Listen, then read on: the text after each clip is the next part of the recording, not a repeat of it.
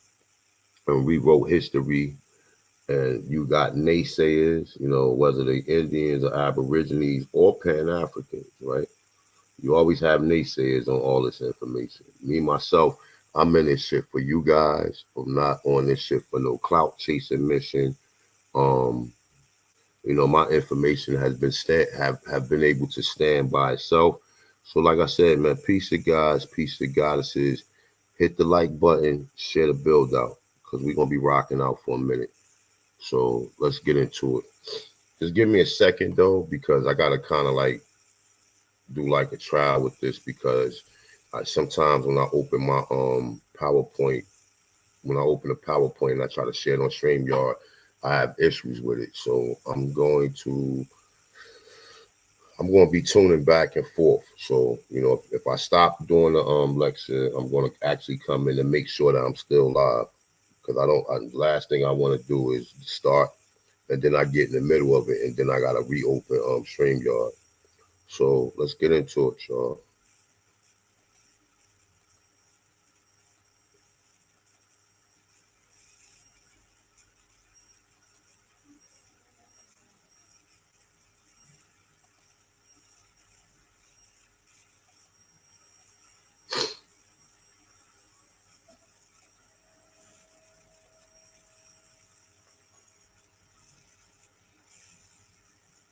All right, so let me see something real quick. Let me make sure. Let me open up in its entirety.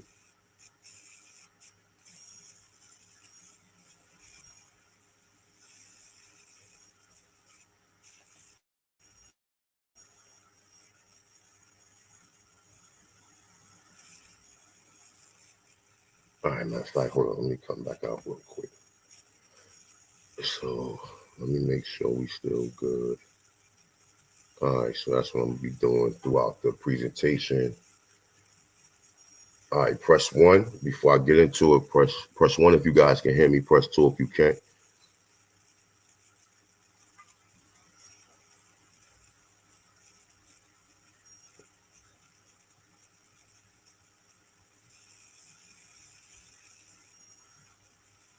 All right, shout out to my brother Chief Kokomo. Peace to God. Shout out to Juice. Shout out to Aaron Jordan. Shout out to Cash House Greatest. Chuck Jackson. What else we got in here?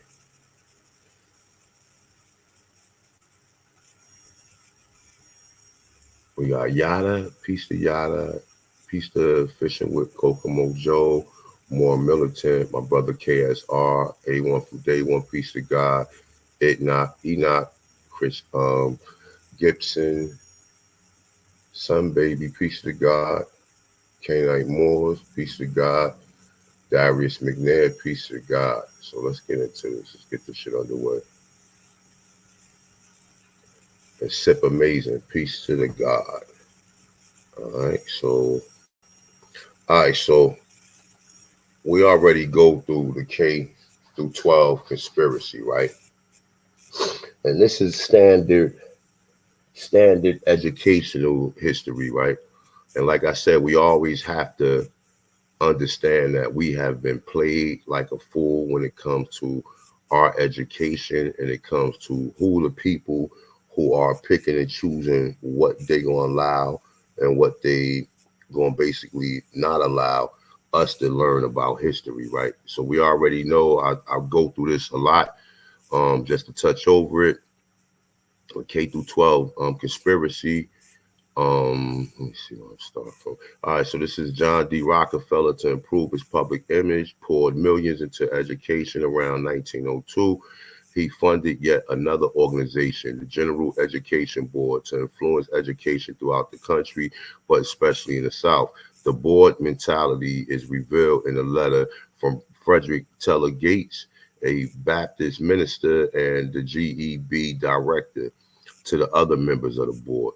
In our dreams, we have limited resources, and the people yelled themselves with perfect docility to our molding badge.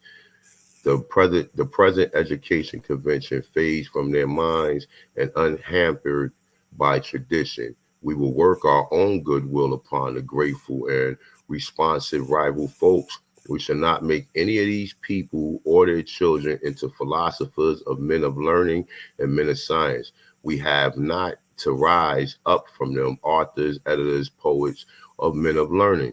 We shall not search for embryo great artists, painters, musicians, nor lawyers, doctors, preachers, politicians, statesmen, of whom we have ample supply. Okay. Now he go further and say the task that we set before ourselves is a very simple as well as a very beautiful one, to train these people. Now, to train these people, okay, to train these people, that doesn't sound like something that's like sincere. They pretty much, and from the passage itself is pretty much telling you exactly what their plan was, right?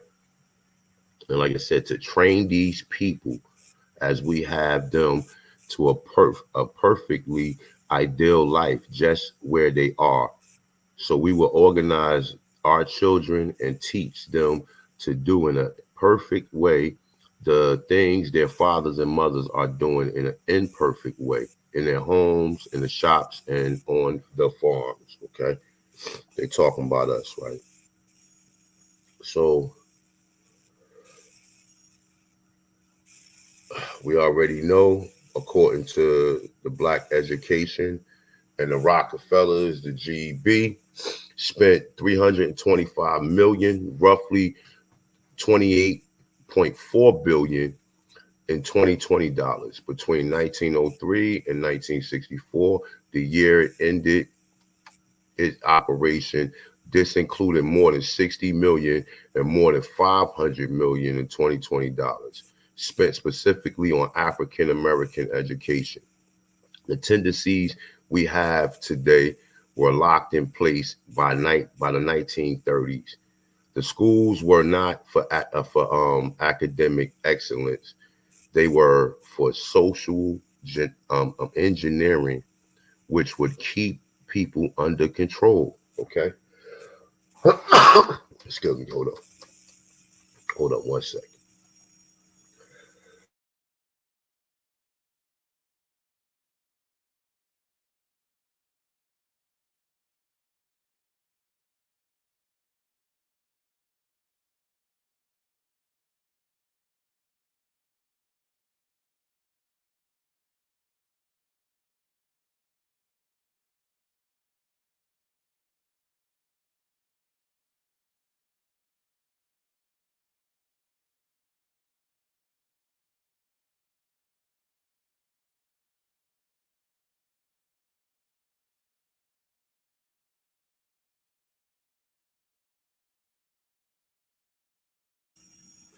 All right, y'all.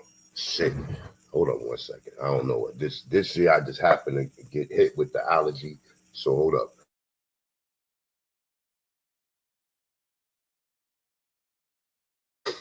Yeah, I normally don't catch allergies, but this year, for some reason, that shit hit me. All right, so let's get back into it, right? So from what we reading so far, right? As I just left off, it says the schools was not for academic excellence. They was for social engineering. Excuse me. They was for social engineering, which will keep people under control. And as we see, right, there's a lot of people that this shit affect, what I'm saying, in today's time, right? And even some of our people still, and when I say some of our people, meaning Aborigines or Indians. Excuse me. All right. So we see a lot of our people still under the so-called social engineering, right? Even when it comes to some of these bills and come to some of the information that I've seen people not be able to navigate it effectively, they fall victim to, literature and don't have and lack the discernment to be able to have a critical thinking or have a critical mind state when it comes to understanding the information that they put out here. Hold up 1 second.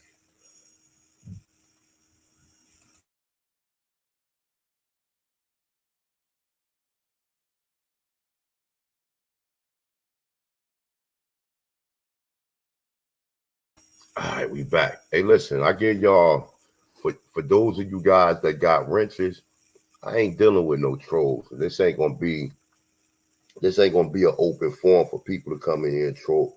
So you guys see any trolls in here that's popping shit and ain't trying to be open minded to the information, by all means, please do the honors. Okay. All right. So, like I was saying, all right. So, boom. So it's saying, so that's what Rockefeller and Gates and the GB wanted, to keep people barefooted and pregnant as it was. The public, of course, heard nothing of the secret conspiracy, nor do they now. So around 1910, Rockefeller's millions and Dewey's brains converge on a single goal: a simple-minded kids in dumbed-down schools. Okay, Henry Ford, among other industrialists, needed reliable workers who didn't need to know what Mississippi is. The pressures coming from every direction was for less traditional education, and a perfect docility would suffice, right? All right, so we know what that is, right? So this from Robert McLean, right? And this is a short history of fake history. It's saying why fighting for the truth is critical, right? All right, so it's saying the views that Reconstruction was a period of terrifying black domination and restoration, the rightful reaffirming of the United States as a white man's country was prevalent throughout the nation. Now, listen to the timeline, right? Listen to the timeline where this shit is taking place from 1890. And if you know anything about 1890, some of my old bills and my original bills, I used to always show the census. And we know that from 1890, right?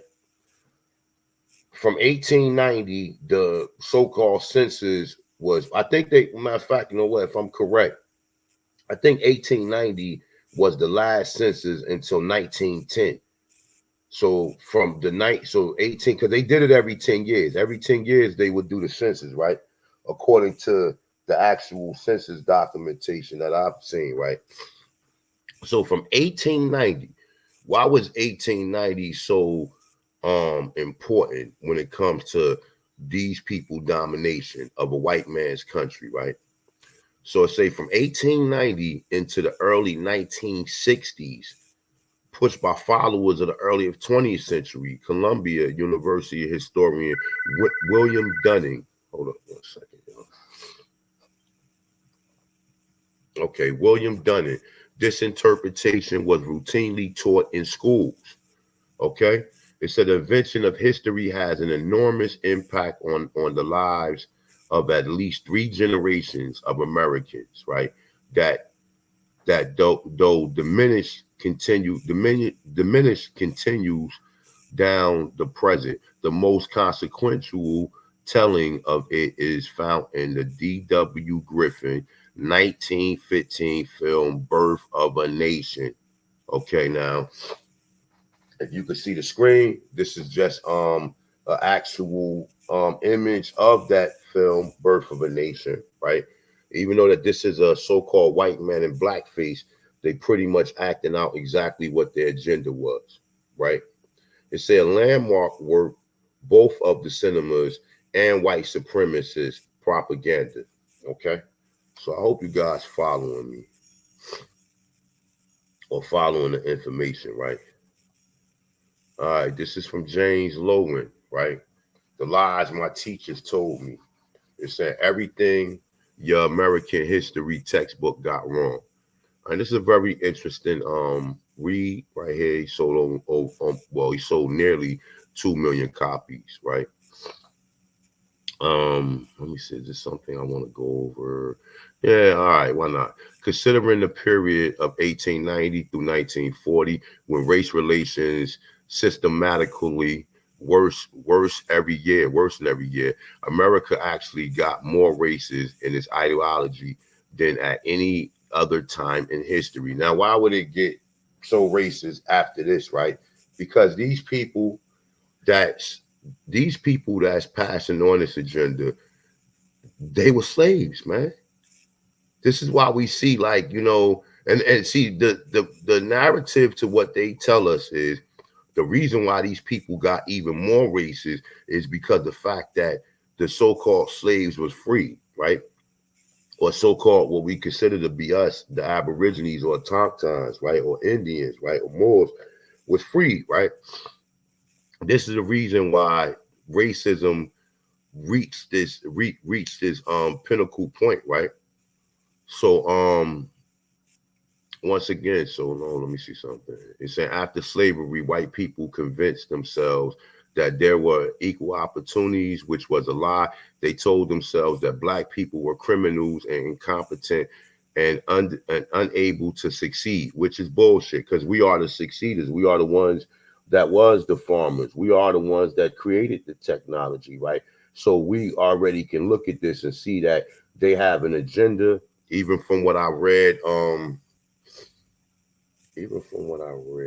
me see right here, when we dealing with, say, the viewpoint that Reconstruction was a period of terrifying black domination and restitution, the rightful reaffirmation of the United States as a white man's country was prevalent throughout the nation from 1890 until the 1960s, right? Now, keep that in mind.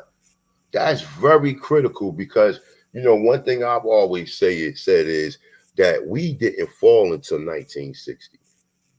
Asking for civil rights, right? Civil rights is going into a contract, right? Which is how do we say that? Contract basically made you under their jurisdiction. Prior to that contract, we wasn't under their jurisdiction. And you know, in some areas, yes, in some areas, no. Right? Because what we seem to have done was we followed other so-called Negroes and Aborigines and Indians or black people, as some would say, right? We followed them right into the burning fucking building, as Martin Luther King said the best, right? He feel like he is putting his people, or he's putting his people under the jurisdiction into a burning building. That's just summarizing. I'm paraphrasing from what he actually said, right? But when we really look at the history, we really can see the inconsistencies in the history. We can also see how devious, right? And these devious tactics that these people was actually promoting amongst to our people, and having some of our people, such as the people you consider to be leaders, push this agenda. Right? So all right, so let's get into it. So I'm not gonna go over all this right here, but let me see. I think this was something I wanted to read. All right, so Sean Illing, right? He's asking actual James Lowen a question. It said, why do high school teachers continue to assign books that they know are filled with falsehoods, right?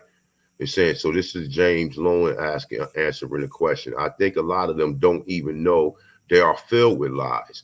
Many of them, it turns out, aren't historians and haven't taken a single course in U.S. history in college.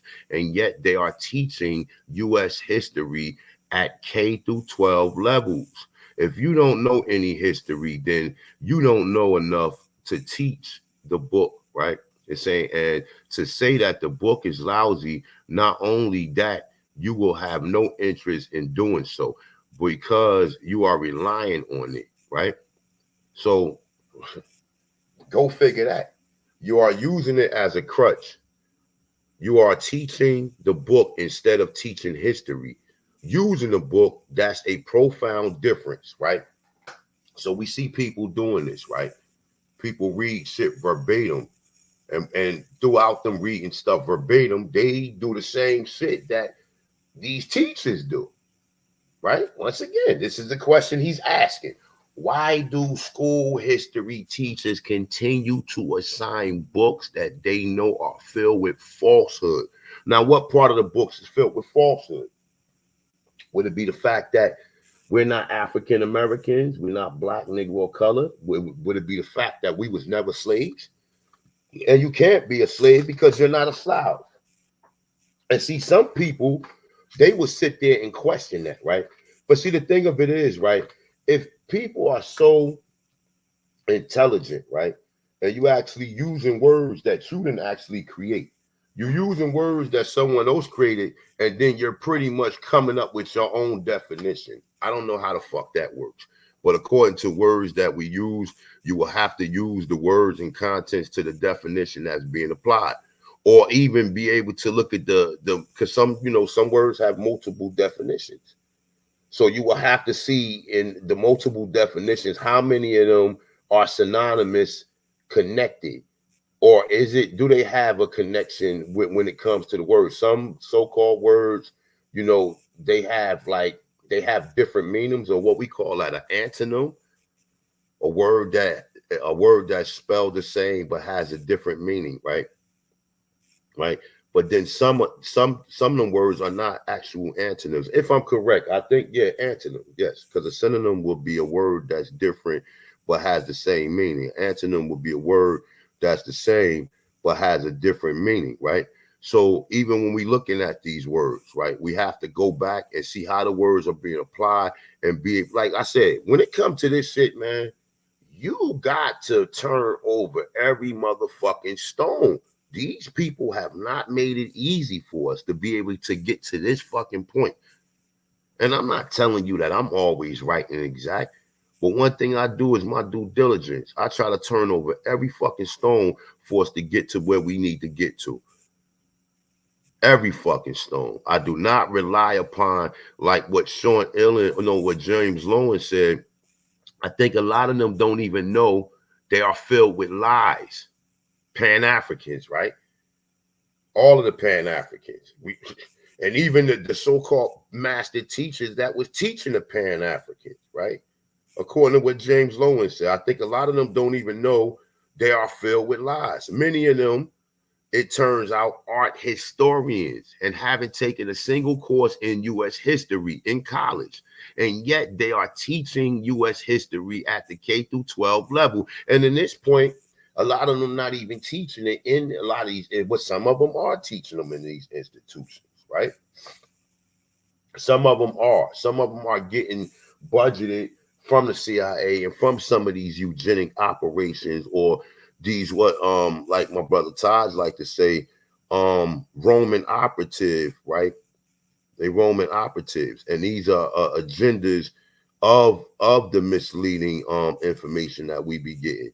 And a lot of these so-called Pan-Africans and people who act like they so well-read, you can be well-read all you want, but if you ain't got no fucking discernment, nigga, then you don't even know what you reading the truth. You relying upon the motherfucking, you relying upon the author of that fucking book. You're not cross-referencing. You're not even looking at the inconsistencies.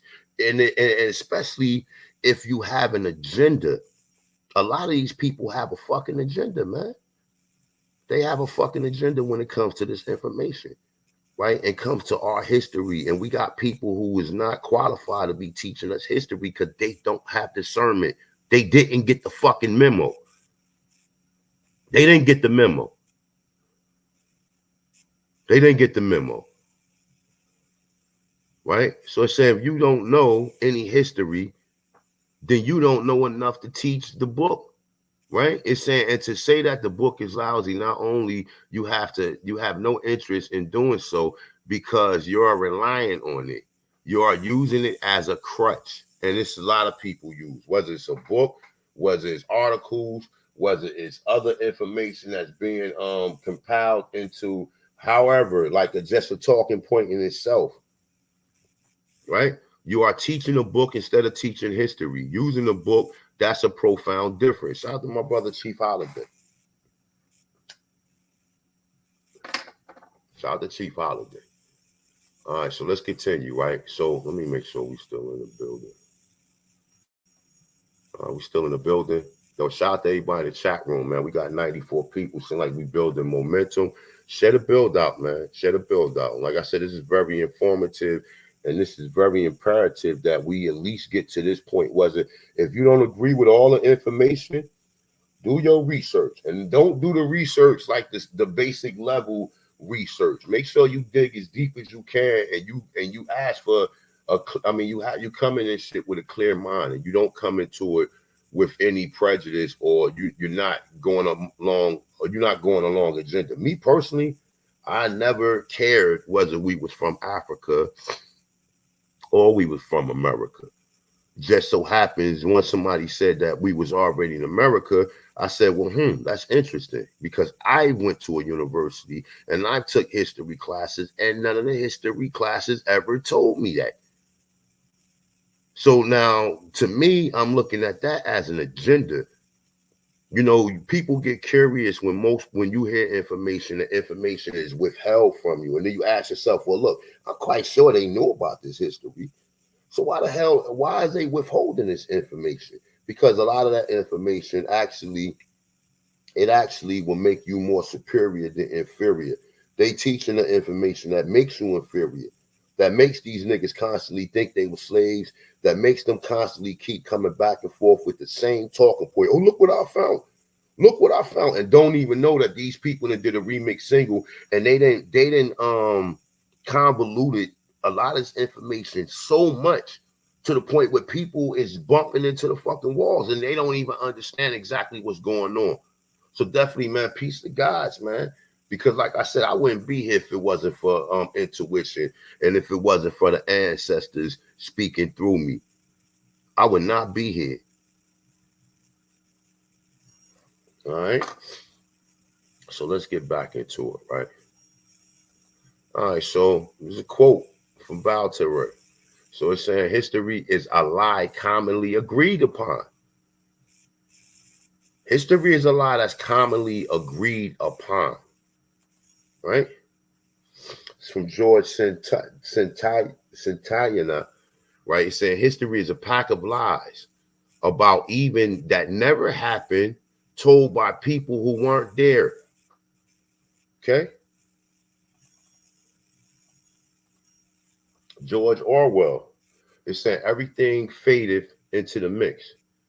The past was erased, and the erasure was forgotten, and the lie became the truth. Okay? This is what these niggas is pushing. The lie became the truth. Okay? They didn't erase it. They didn't erase themselves out of being slaves and pass that on to your fucking people. And you got idiots out here who pushing this information and don't have no discernment. And then they can't even really, they not even using discernment, and they being disingenuous because they know that a lot of the information don't line up. So a lot of these niggas have an agenda for you to be a goddamn slave. And like I said, any nigga who pushing that shit, you need to get the fuck away from them, bro. You honestly need to get away from a person that's pushing agenda, making you inferior. And keep on, and they keep on reassuring you and coming against people like me, right? That's pushing this information to empower you. This ain't for no fucking YouTube likes or no views or nothing. This information is for my people to fucking empower them, bro. Mentally, to get your ass mentally off of that plantation and to put you back into your godlike state.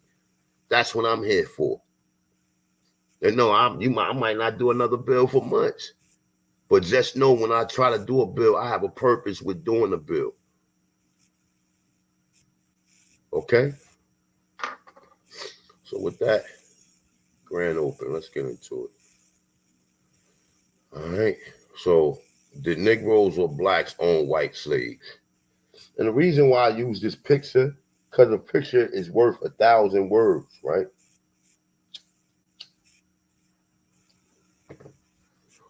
So when you look at this picture, right, niggas would say, oh, this is a fake picture. Why would any white man who is in power put a melanated person in this position? And the people at the bottom right here come on, man. Like, are we? And like I said, the picture's worth 1,000 fucking words. But you got people out here who have an agenda, who not even being sincere when it comes to this, that look at a picture like this and say, well, wait a minute, man. Oh, they was just drawing this. This is what they thought they would say. And like I said, when you hear people say shit like that, you need to get the fuck away from them, bro. You really need to get away from them because they do not have your best. They don't have your best interest at hand. They really don't. They really don't. Because we're not fools around here. And we know that picture is an imitation. I mean, art is an imitation of life. And this is what always been said. So even when you see images like this, you have to at least be suspicious and be curious to why would someone paint this? Oh, because it was white people here as slaves. That's why. Oh, but that doesn't fit into the narratives. And a motherfucker will look at this picture and call them people indentured servants just so that we can continue to be the slaves. Oh, well, them indentured servants, but we was the slaves. Don't look like it in this fucking picture right here. And the other literature that I'm going to provide is not going to suggest the same thing. You know, they did a real good job in hiding this information. They did an excellent job. And you have other excellent agents, right? Because that's what these niggas is at this point in time. You know what I'm saying? Because when I hear something that I've never heard or something I'm not real versed in, I shut my mouth and listen. And at least see, let me see what angle or what direction that the person that's presenting this information is coming from. Not challenge the person on the spot. There's too many people who challenge information that they not even good. They don't even know what the hell they talking about. Because they read an article and then see 1 minute they want to use white supremacy, right? Or use the so-called Europeans talking points and be critical against that when it fits their narrative, right? But then in the other time, they want to sit there and cape for these people, right? The same thing with Sonetta Girlfriend when AP went up there and he provided the information of real qualified sources, right? And she's still sitting up in there like she's the so-called holder of this information to where she ain't even sit there and consider the shit. She was so much on defense that she debated the shit right there on the spot. Even though that there's people like that, you just gotta say, you know what? I don't think it's in my best interest to be having conversations with people like that. I'm not, because they always going to be disingenuous no matter what source you provide. People say, oh, we don't provide sources. And then when you do provide sources, they want to sit there and dismiss your sources on the spot. That at that point in time, you got to say, you know what? We're winning. We're winning this battle because that's the reason why all these doors then opened up for so-called Indians and Aborigines to be on a lot of these platforms because of the fight that we've been fighting all this time. So understand that, right? So we already know, right? So etymology, the facts of the origin of development of a word, okay? Of development of a word, the analysis of a word, and to find its true origins, properly study of true sense of a word, study of a speaking of, true sense, original meaning. It's saying everything that's true, real, and actual, okay? Which perhaps is cognate with whatever, blah, blah, blah, blah, blah. You already know. So A1 like to use definitions, okay? I don't think other people like to use definitions. They like to use antonyms and never go back to what the original definition of any of this shit means, right? When I first seen the definition of what a slave was, from that, I didn't question that shit, and I didn't question it. I didn't challenge it. I read it, and I sat there and processed it. I didn't sit there and say, oh, well, no, this ain't true. That's how you know people are disingenuous. People do not have your agenda or your best interest at hand when they do stuff like that. but call themselves scholars, right? So what is a slave? A person who is a chattel or property of another. All right. See Slav. So using the secondary sense because of the many Slavs sold into slavery by conquering people. And some people say, oh, well, this information ain't nothing new. Yes, it is. Because half the people don't get it. They still don't fucking get it. So, of course, it have to be readdressed and represented because they still don't understand it to this day. So this ain't nothing new. Or this ain't old information. It's old information that people still haven't been able to process even in 2024. So it has to continue to be reiterated into these talking points. Right? So let me make sure we still good. Okay, we got 107 people in. If you guys just came in, please share the build out so we can at least we can get some more numbers up in here. I know I haven't been live for a while, but let's, you know what I'm saying, let's try to get as many people we can get into this shit, right? So like I said, with these words, these people never looked up what a Slav was. Oh, a Slav that's not all Europeans. It is all Europeans. It's all Europeans. This motherfucker right here, these 3 people that's holding this empress up will be Slavs. Okay? Will be Slavs. And this is what I'm saying. People don't critical think when it comes to research. They don't critical think and they don't have discernment. And they cross-reference minute talking points to where they never come up with a correct understanding to how this shit is being, how this agenda is being pushed. Once you get the memo that these people have created these education systems to dumb you down and keep you docile, now it's fair game after that. You don't sit there and say, well, you read something verbatim and then you sit there and be like, oh, this is true. No, if it's an agenda being pushed, you need to cross-reference that information and find other sources and make sure before you present this to the people that what you're saying is actual. Okay? So once again, what is a slave?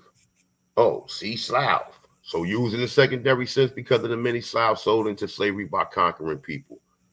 Okay? Let me see something.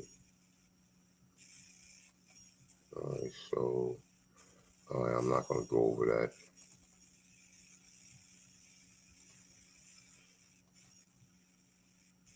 Well, then again, you know what? I'm going to go over this because some of the information that I'm going to be going over is going to mention some of these so-called terms. And I just want everybody to be clear on what the terminologies are whenever I get to that part of the presentation. So this is the American Dictionary of English Language intended to exhibit the origins, affinities, and primary signification of English words as far as they have been observing the genuine orthographic and pronunciation of a word according to the general usage or to just principles of analogies, accurate and discriminating definitions with numerous authorities and illustrations, right? It's saying to which they are prefix and introductory of dissertation on the origin, history, and the connections of the English language, right? So we're going to be touching on the word Swazi, being a dark hue, okay? Being a dark hue. So don't let nobody tell you that it means anything else. The key part of what they're saying is being a dark hue. And then when you go down, I say tawny and warm climate, the complexion of men is universal, swarthy, or black. Okay? So swarthiness, tawny color, swarthy-ish, somewhat dark or tawny. Okay, so just to touch on that to give you a complete understanding on that. See, so another word for swarthy. This is a etymology, dark color, tawny, especially in reference to skin, from 1580. The unexplained alteration of swarthy, 1570. Okay, we don't need to go into more, but you already know being a dark person in relation to European, their name in the Middle Ages was a synonym for Negro. All right. Complexion. The specific meaning, the color or hue of skin of the face, developed by mid-15th century. In medieval, the color of the face was believed to indicate temperament of health. It's saying the word rarely is used in the sense of or state of being complex, right? And go over servant, right? Over servant, okay? So according to them, 20th century, let me make sure we still being live. All right, so we good. All right, so servant, male or female, personal or domestic attendant, one owning duty of service to a master of or lord, one employed by another and subject to his orders. Okay, subjected to his orders. Okay, you go down, it said from early 14th century as a slave. Okay, desert, and then it says it was usually the destination for a slave. And see, you will pull this up, and then some stupid motherfucker will come along and say, "Oh, that's not," because these people have yet to understand. And at this point in time, that puts me in a superior position as their fucking teacher. And these niggas are the students. I'm teaching them at this point in time because I'm looking at what they don't know. And we're clear on this. We're clear on what a servant is. From 14th century as a slave, it was usually destination for slave. So when you hear indentured servants, that's a destination for slave. That's a destination for slave, right? Say male or female, personal or domestic attendant, owing the duty of service to a master or lord, one employed by another and subject to his orders, nigga. So you put that into perspective, right? So then we got family, early 15th century. It says servant of a household, family, servant, domestic, collectively, the servants in a household, thus also members of a household, the estate, property, the household, including the relatives and servants. Abstract noun formed from familius, servant, slave, right? It's saying which is of an unknown origin, right? So we see that word slave in there, right? Then it says down here at the bottom right here, it says in the manner of a servant.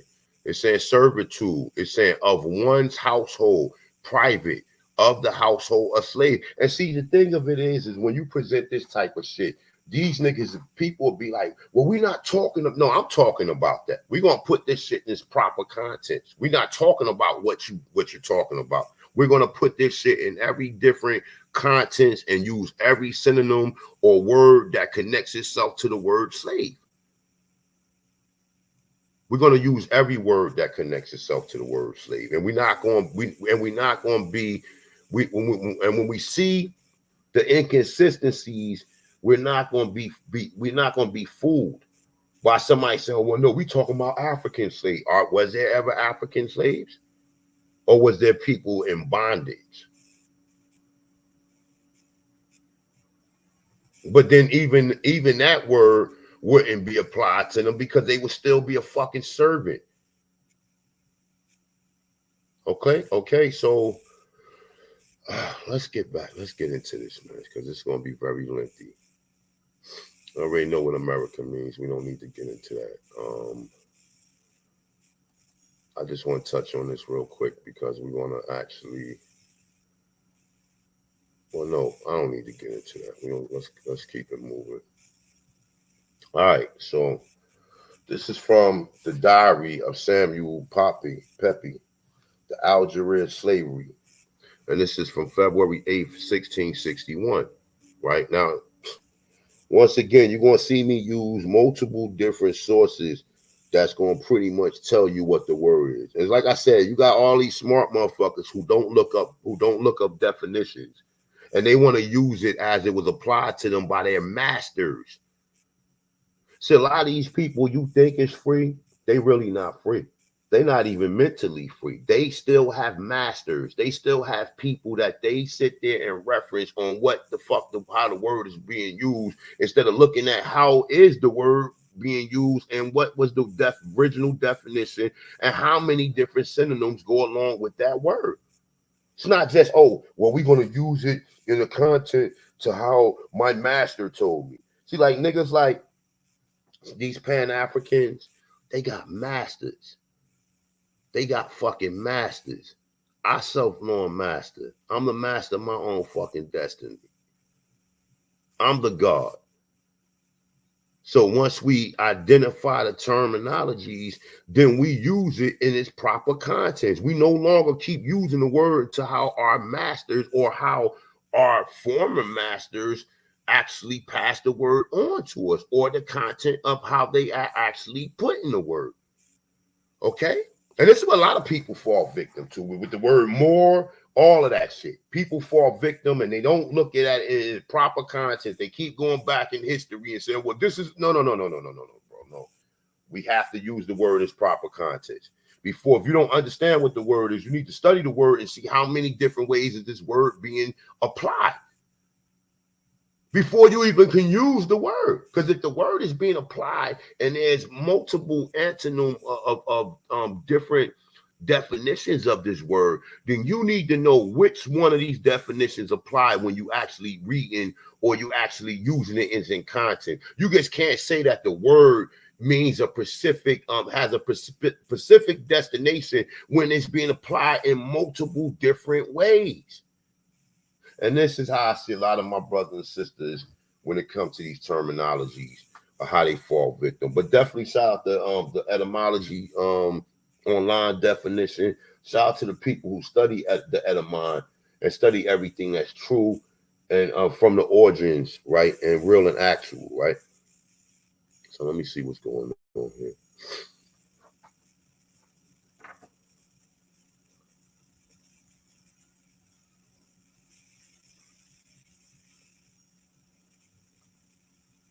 That's right, Juice. We know who the slaves are.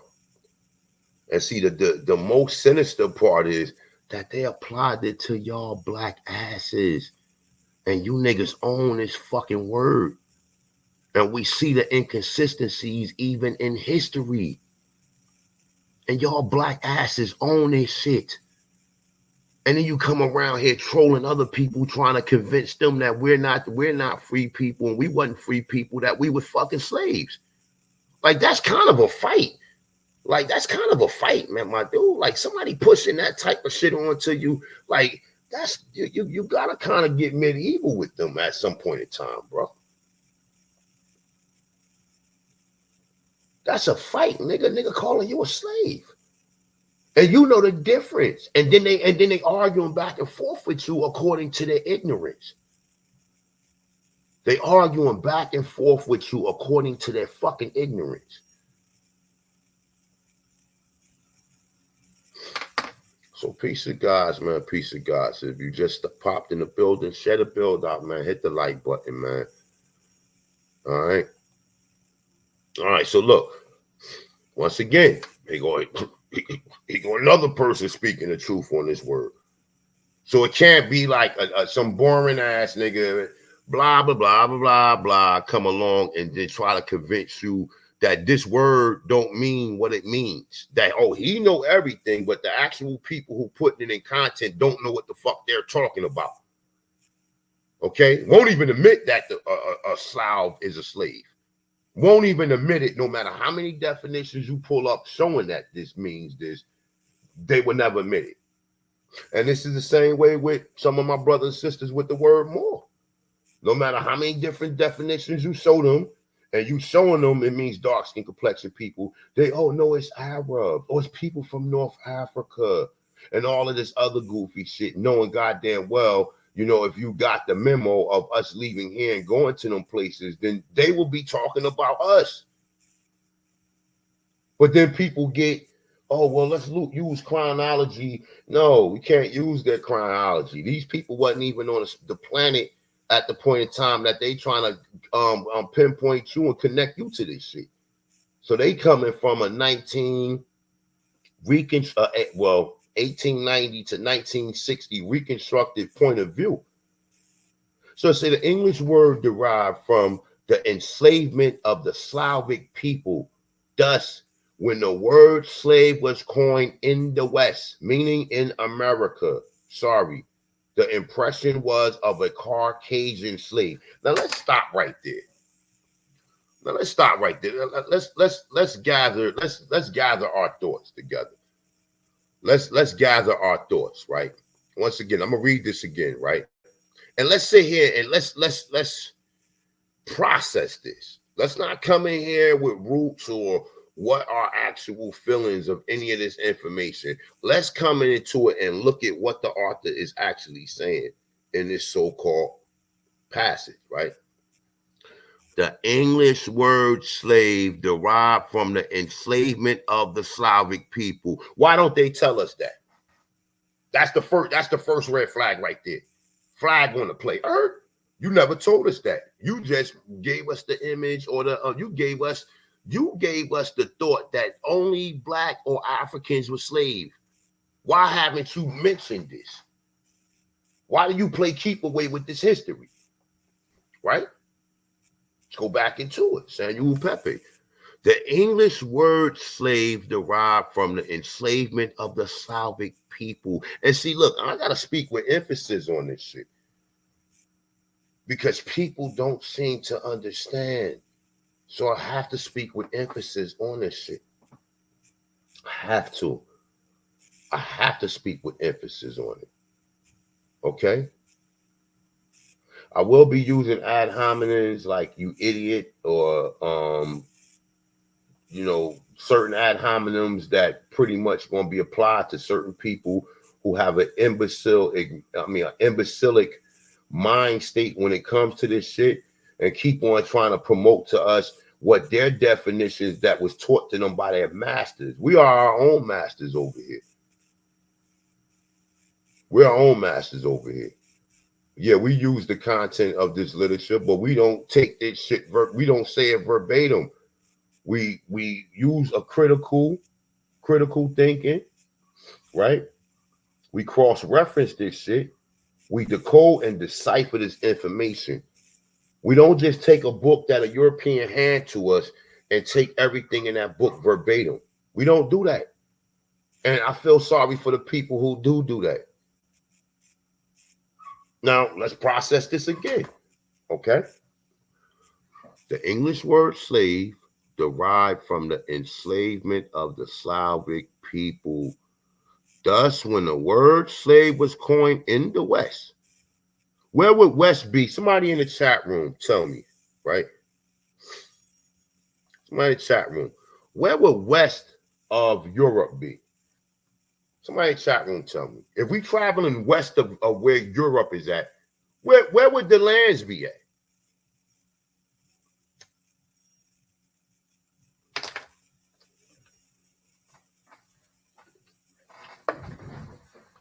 Okay. Glass of water.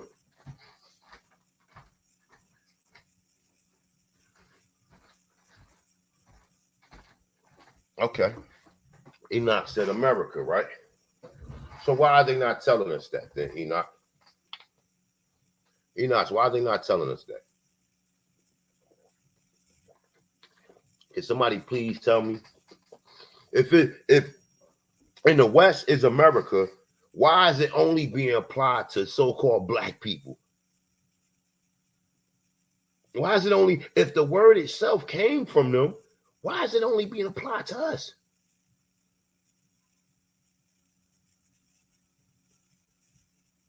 Somebody please tell me. Why is it being applied to us? We know the West is America. Okay? Why haven't they never told nobody, or at least implement, or gave a person the chance to be able to to at least have the free thought of, okay, well, when they saying slaves, it could be white people or it could be black people. They don't even give you that option. The only option they give you is that a Negro or Africans were slaves, right? That's right. We the true Americans. That's a fucking fact, right? So, look. So it's saying, thus when the word slave was coined, and see, people say, oh, this ain't nothing new, nigga. This is new. And this is information that has to be constantly reiterated. Because this is very crucial when it comes to this shit. This is very crucial. Very fucking crucial to trying to understand what the hell the word slave mean and are we fucking slaves? This is very critical. Very critical. Very critical. But you hear some people say, oh, well, I don't want to hear Slav. And nigga, you better hear it. Because if you don't hear it and you not having discernment or you lack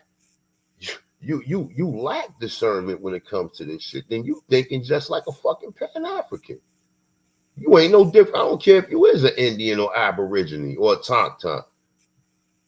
If you don't understand that, nigga, you thinking you doing the people the same disservice that Pan-Africans are doing. That's exactly what you fucking doing. Hit that like button, man. Share this build up, man. I ain't even get started yet. So this shit gonna definitely be about another 3 hours. So I didn't even get started yet. Y'all already know how A1 give it up when I am in A1 form, right? So it says, when the word slave was coined in the West, the impression was of a Caucasian slave. Only in the last century has the shocking history of slavery been selectively read through the lenses of the American race issue for political gain. The story of slavery is more complicated than you've been told. Did you know that up to 1,250,000 white slaves were shipped to North Africa, right? Did you know that the word slavery was so common in ancient Britain that the Anglo-Saxon for Britain was used interchangeable for slave?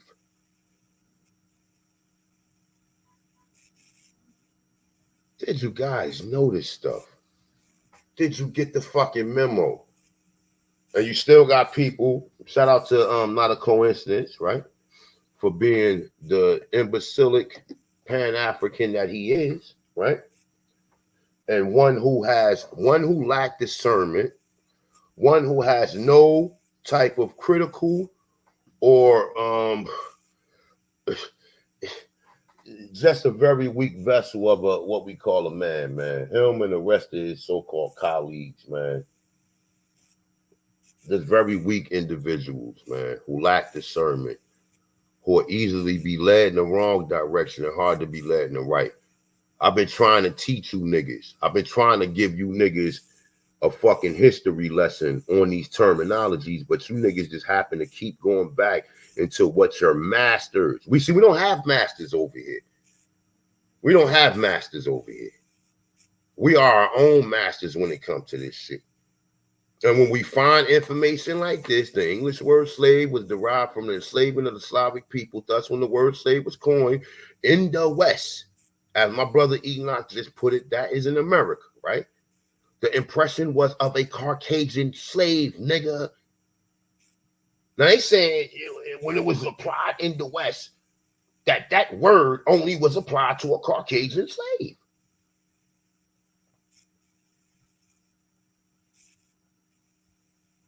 So even when you see black people owning slaves, do you know, are they black slaves or are they white slaves? Because somebody, let me see something real quick. Since like this is going to be kind of a presentation, but it's going to be a learning. It's going to be a learning forum as well, right? So according to what they say, anybody in the chat room, just let's play along with this shit, right? So according to what they were saying, when the word was coined in the West, the impression was that of a Caucasian slave. So when we see regular individuals that's black or Negroes that's owned a slave, do we actually know if they black slaves or they white slaves? Can somebody please give me an answer in the chat room?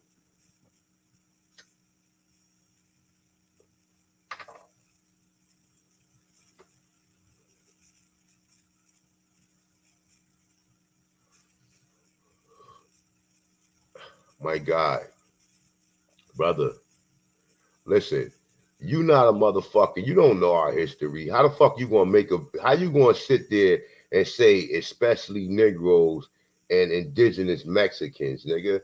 The indigenous Mexicans are Negroes, my dude. You mestizos was genetically fucking sliced, man. That's why you have hair like fucking animals, my dude. See, you don't want me to have to be the one to tell you the bad news or be the bearer of the bad fucking news, my dude. You're not indigenous nowhere.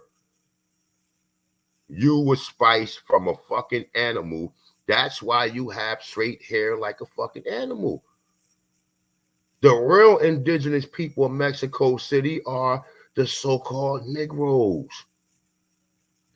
You people was genetically created to be our servants. Sorry, I don't mean to break the bad news to you, but that's the fucking truth. And that's what the evidence is leading up to. You are inorganic to this atmosphere or to this fucking planet.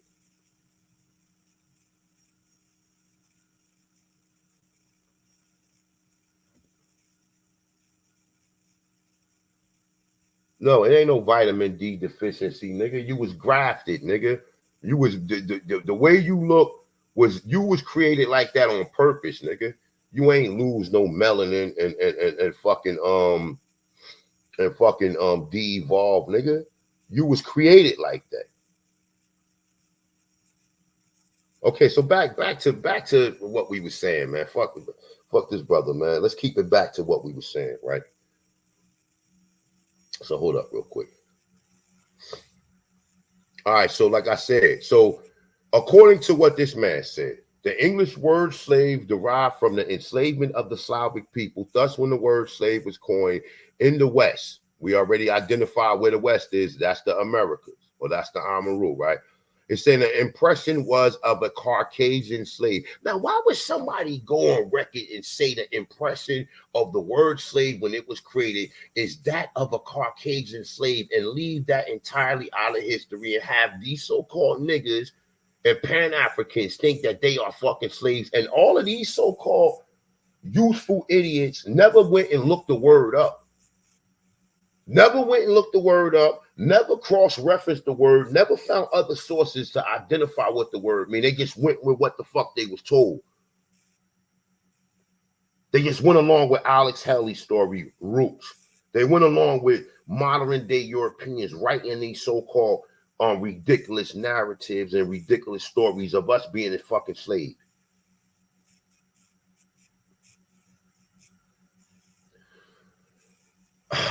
So, like I said, so according to what we're reading here, we don't know.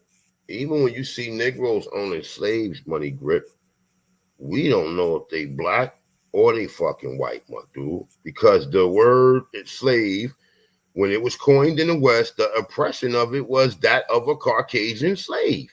Now, who took it out of its original content? Other people who was paid by the CIA, John Henry Clark and the rest of his pupils that birthed you Pan-Africans today, right? Them are your teachers that birthed y'all. These are people who got paid to pretty much create this agenda. They're no different than a black caucus siding with Joe Biden to pass the fucking crime bill to incarcerate us and break up our fucking families. But as long as they get the bag, they don't give a fuck about the future generation. But that boy A1 do. I myself, I happen to care about the future generation. And you know what I'm saying? And one day we gonna all wake up and we all gonna realize that we done been duped, bamboozled,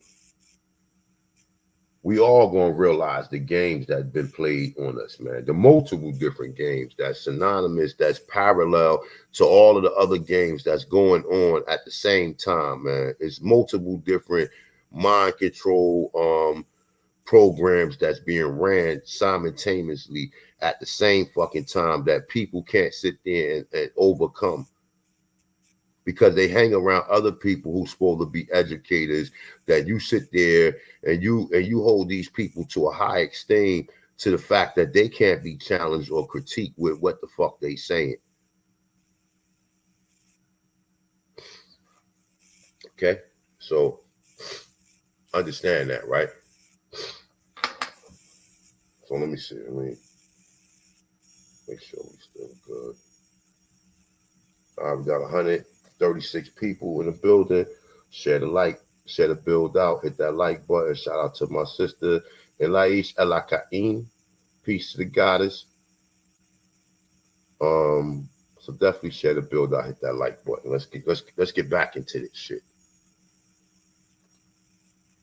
Okay.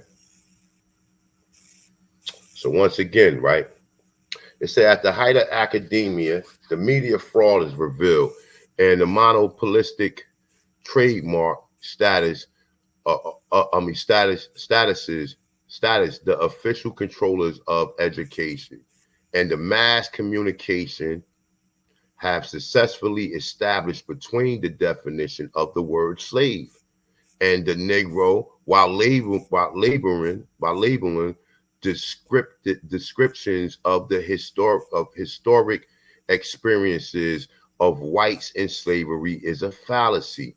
It's saying, yet the very word slave, which the establishment consensus schools of history pretends cannot legitimately be applied to whites, is derived from the word slave. According to the Oxford Dictionary, according to the Oxford English Dictionary, the word slave is another name for white people in the Eastern Europe. Now, let's go back to the top right there. Let's go back to the top real quick. And let's process this shit. Let's process it, right? Say at the height of academia, the media frauds revealed the monopolistic trademark status, the official controllers of education, the mass communication has successfully established between the definition of the word slave and the Negro, while labeling descriptions of the historic experiences of white slavery is a fallacy, right? But then he goes down and say, hold up, it's a fallacy. So this is like not a coincidence. And some of these other guys, right? Oh no, white people wasn't slaves. They was indentured servants, right? This is what these idiots say, right? It's saying, yet the very word slave, which the establishment consensus schools of history pretend cannot legitimately be applied to whites, comma, but actually it is derived from the word Slav. According to the Oxford English Dictionary, the word slave is another name for white people in Eastern Europe. So how the fuck can it be applied to them when they are the actual fucking slaves?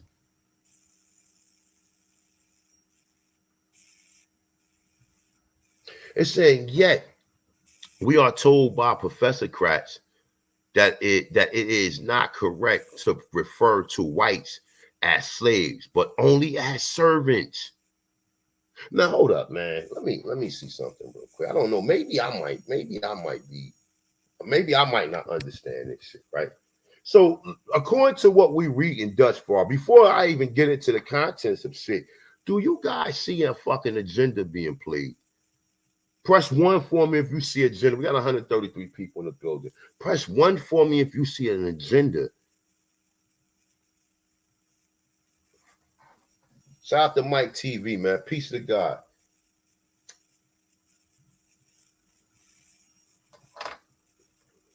Please press 1 for me if you see a fucking agenda. We're going to go back into it. I'm going to read it again. I'm going to read it again just so we can at least Understand this shit, right? Matter of fact, I'm gonna go back to this one, right? So we can be consistent that these people already know exactly what this word means. We're gonna be consistent with it.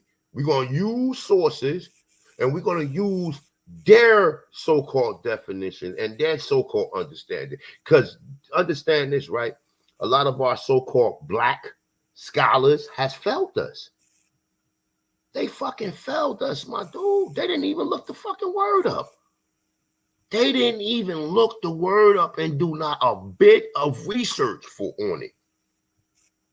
They took their so-called oppressors' word for what the word slave mean, and then they start applying it to our people.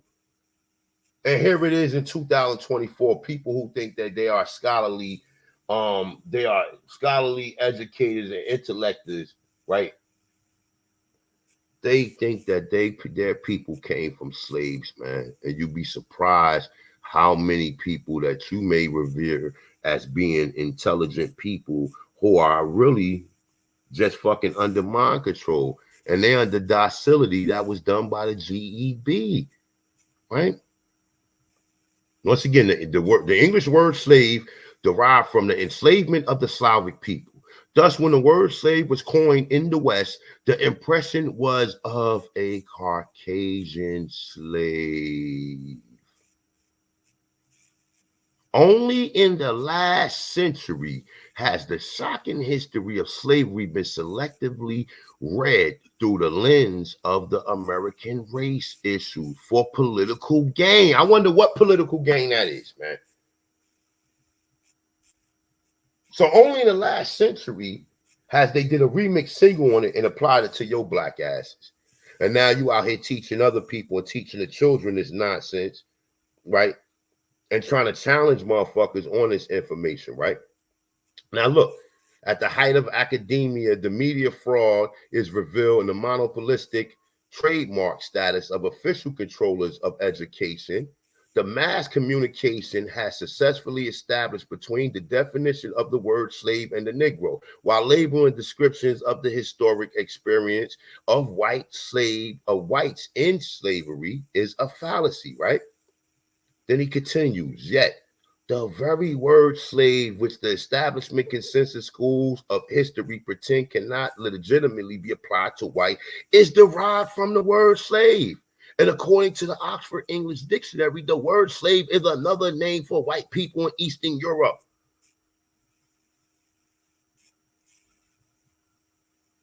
Yet we are told by Professor Kratz that it is not correct to refer to whites as slaves. Now you tell me, what fucking kind of brainwashing is that? But only as servants. Now we just went to the word servant, right?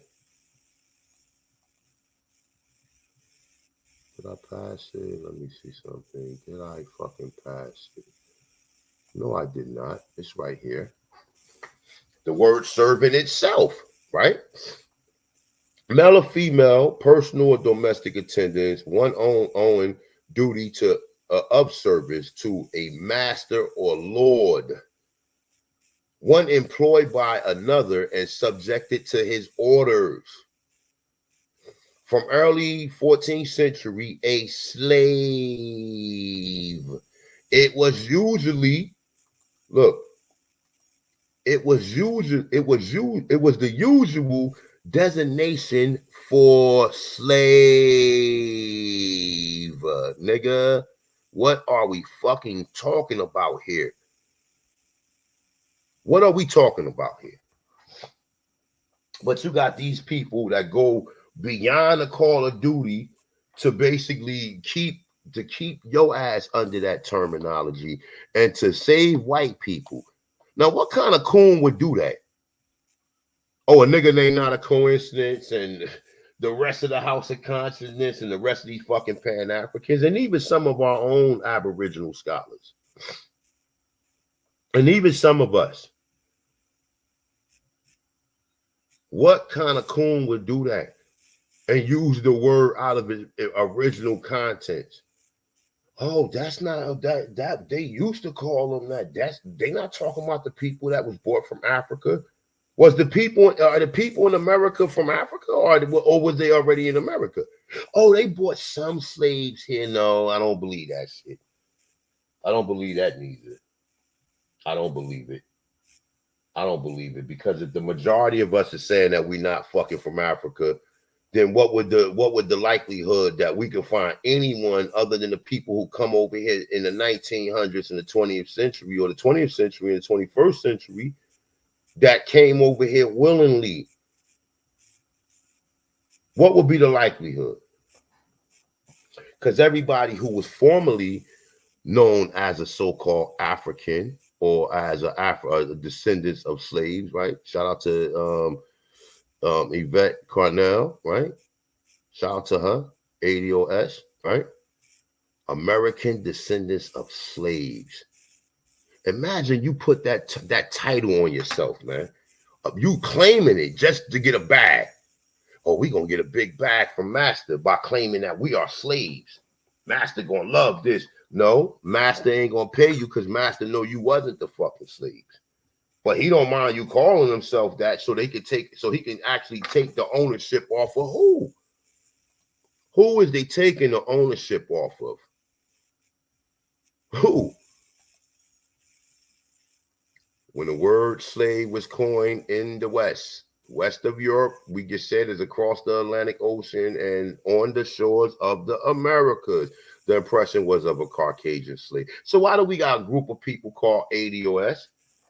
Oh, because the white man told us that the only reason why people here who look like me, because they brought them here and they were slaves. Okay, got you. All right, so according to Dan Jordan and Michael Welsh, white cargo, right?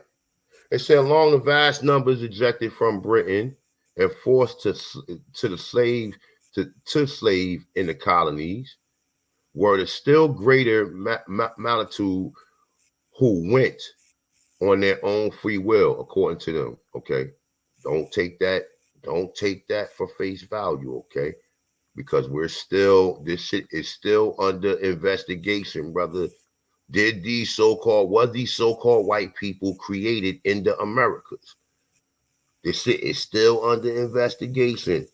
Was they created here and taken over there to Europe and then brought back over here by their so-called masters, escaping being converted into Catholicism by other so-called, what we call Moors, or called dark-skinned complexion people, or Aborigines, right?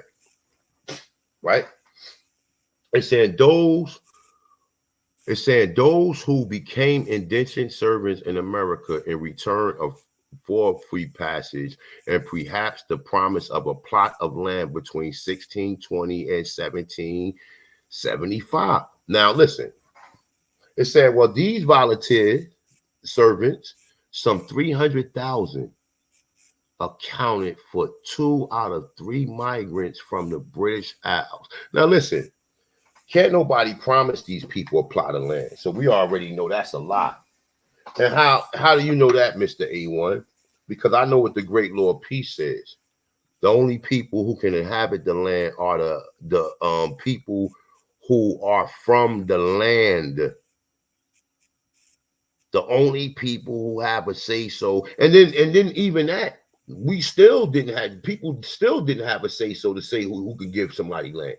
If you gave some foreigner land, nigga, your ass was gonna get murdered. You ain't have no authority to give nobody no land here, because the only people who can own the land is the people who inhabit the land from time of memorial. So we already is understanding on that. And then we already see the stiff penalties of people who tried to give somebody land. What happened to them? They was murdered, and the people who they gave the land to was also murdered. And this is from there. This is from our history. This is from stories like the Great Lord Peace and other so-called literature that supports this fucking statement. So nobody can come here with no promise of no plot of land. That is bullshit. These people came in because they was fucking starving, and they came to the land of milk and honey. Period. Okay? Now, once again, say, how many of those white who migrated from Britain were subject to abuse. We associate with slavery 100,000, 200,000, 300,000. It is impossible to know. No one did compile, nor could they compile such statistics. As we can be sure of is that the number was considerable. Time and again, the evidence shows this to be the case. Too many white servants ran from their masters. Too many instances of ill treatment surfaced, and there was too many damaging omissions throughout the years of British rule for white slavery to be a rarity or a localized abbreviation that was quickly corrected. Okay. And as we're going to see, we're going to get into who owned these colonies, man. We're going to deal with that.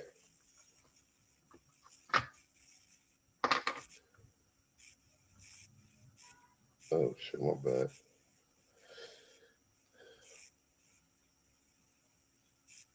Hold on one second.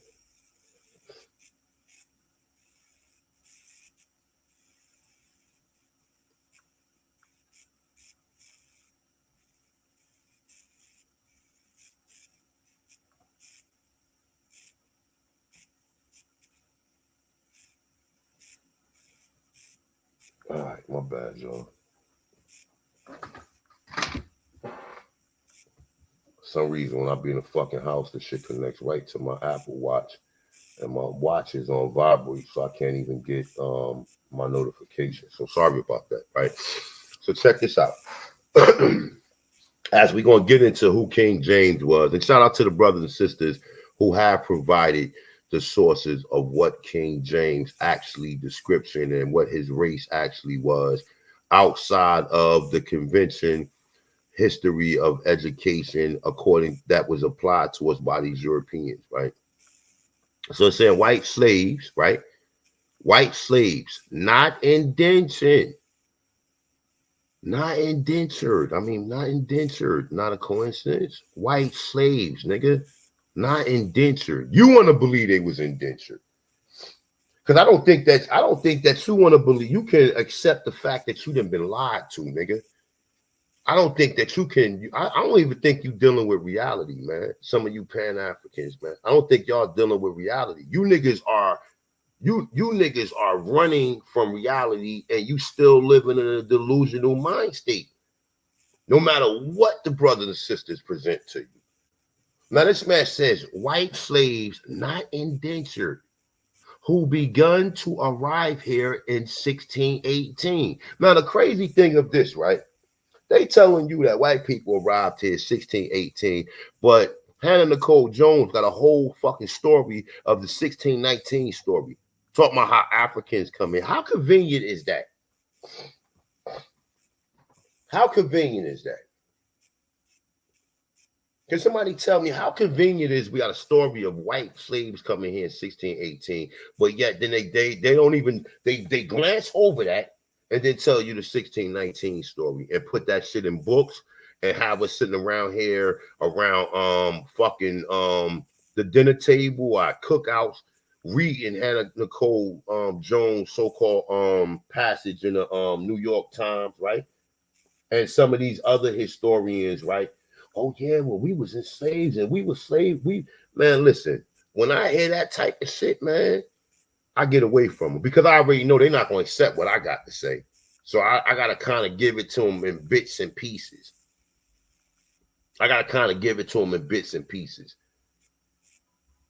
And you still get challenged. Oh, I done did my genealogy. I got records that white people was living on a plantation. Well, did you ever think your people owned the plantation? Oh, that would be impossible because Master told us that we was on the plantation. And the reason that we got these European names is because we got them from our masters. Well, we're going to get into this. Peace to the guys, man. Hit that like button to share the build out, man. Please share the build out. That's right, Sacred Grove. The 1618 project. But they put emphasis on 1619. Why? Why you put so much emphasis on us being slaves and you never even ward out the original slaves? And you never, and even when you giving information, you still be in denial.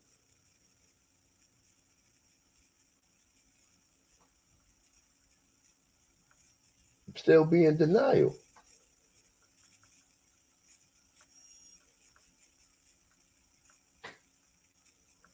I'm bad, hold up. Still be in fucking denial, man. Let me see, it's getting hot. Let me turn this AC on real quick.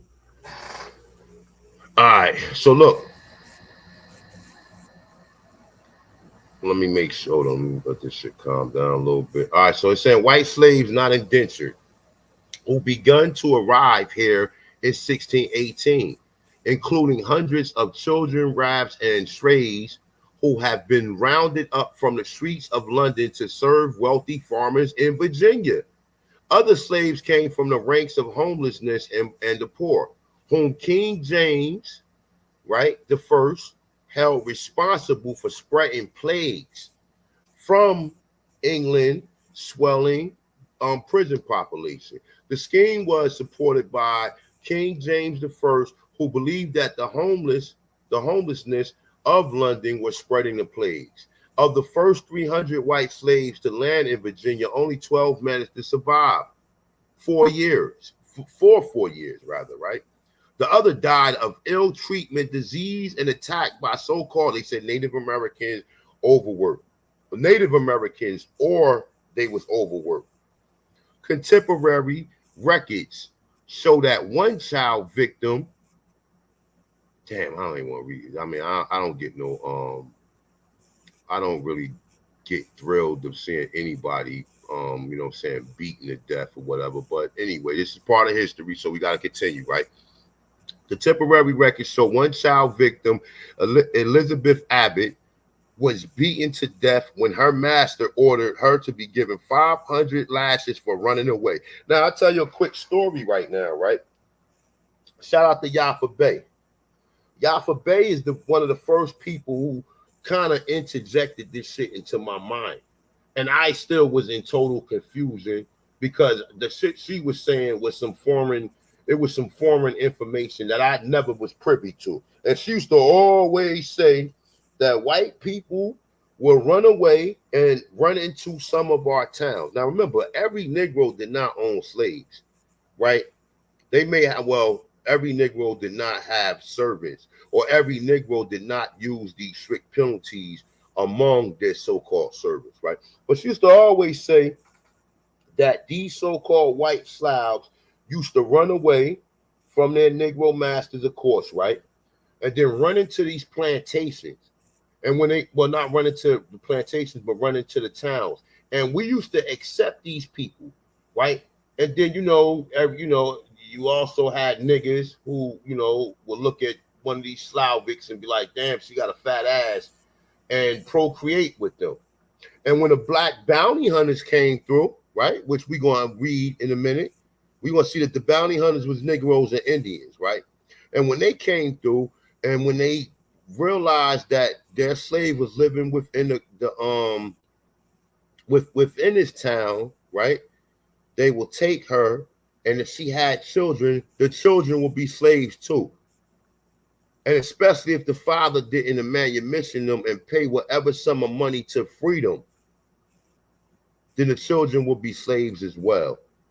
So these are a lot of the different stories that they telling us, and they got us acquiescing to it and thinking that this shit happened to us when truly it actually happened to them, right? Now I said at least 70,000 white men, women, and children from England, Ireland were shipped to the colonies to be sold as slaves on the auction block during the 170 years of the British rule. And remember, we already know the Brit times was Negroes. We're going to get into that in a minute, right? So, once again, meet the Slavs. Meet the Slavs, okay? These are the Slavic people, right?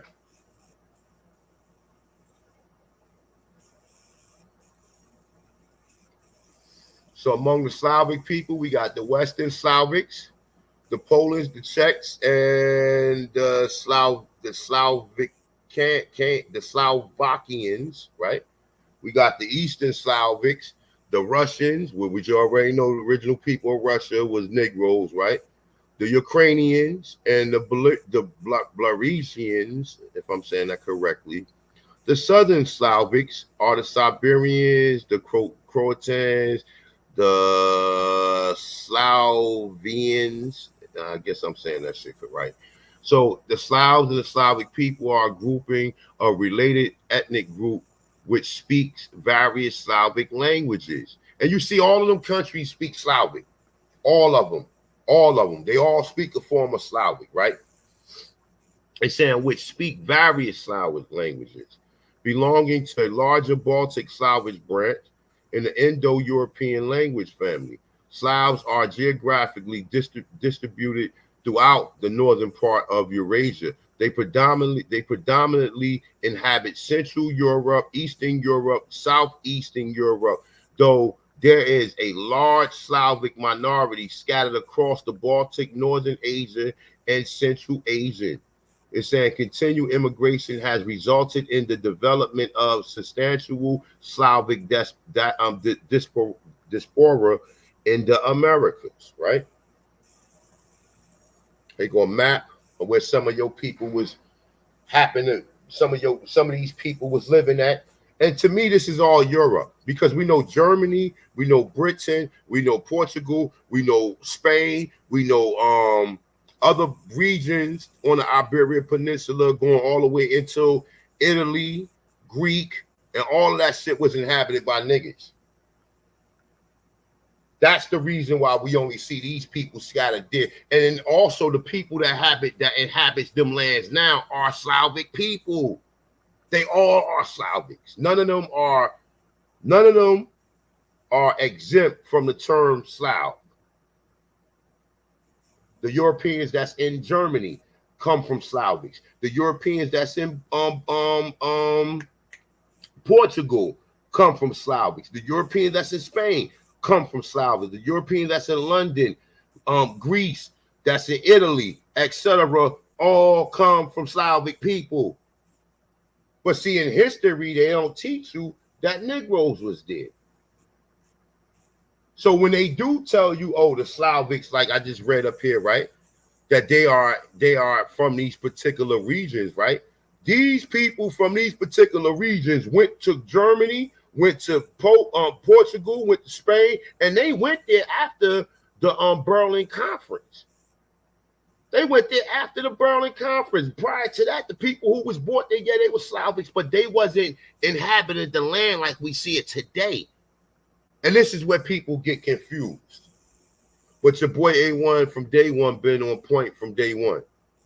All right. So these are some of the parts that these people was has been distributed, and like I said, and into what we call Germany, Portugal, Britain, Spain, and other parts along the Iberian Peninsula, what we call the Mediterranean region.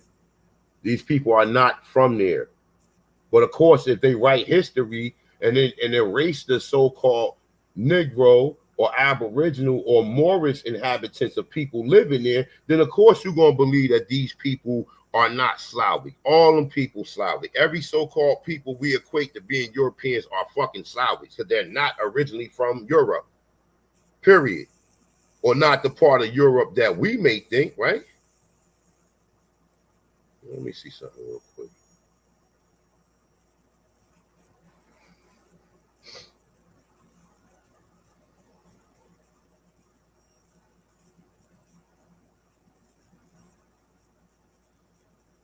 Yeah, I mean, that's a fact. That's right. That's right, Pat. They will make you think that, but you got to do the knowledge to what they're trying to do. We know that the original people of Europe was Negroes, or what they call Moors, right? We know that for a fact. So now you got to equate the, well, wait a minute. Well, where did these so-called, how did white people get there? Oh, they came from, and like I said, me, myself, I'm kind of still kind of mixed and bent on that, some of that shit, because I think even the ones that's in the Slavic region was took in there. They was took in there. I don't even think that they not originally from there, because we know that they was genetically created. So how they got there is still an unknown question that we're trying to fucking find out today. But just know that every so-called European that's on the face of the fucking planet come from Slavic origins, bro. Or are descendants of these people that we equate with being Slavs, period. Some of the regions where we went through some of them, boom. Well, since I'm equating the term slave, we're going to go into this, right? And some of these niggas these niggas is stuck on stupid. They don't seem to understand this shit, right? Why they created the Mann Act. Why they created this shit.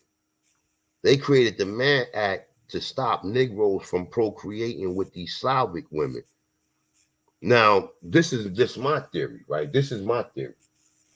And this is coming from information, of course. So this is just not something that I created or I just made up, right? I think that Negroes was the only people reproducing with these Slavic women. Now, the so-called mulatto men, right? I don't think white men was even procreating with these Slavic women until after they start making these laws like the anti-miscegenation law and these Mann Acts. I think that's around the time when they started to procreate with them. And this is the reason why they made all these laws against white women.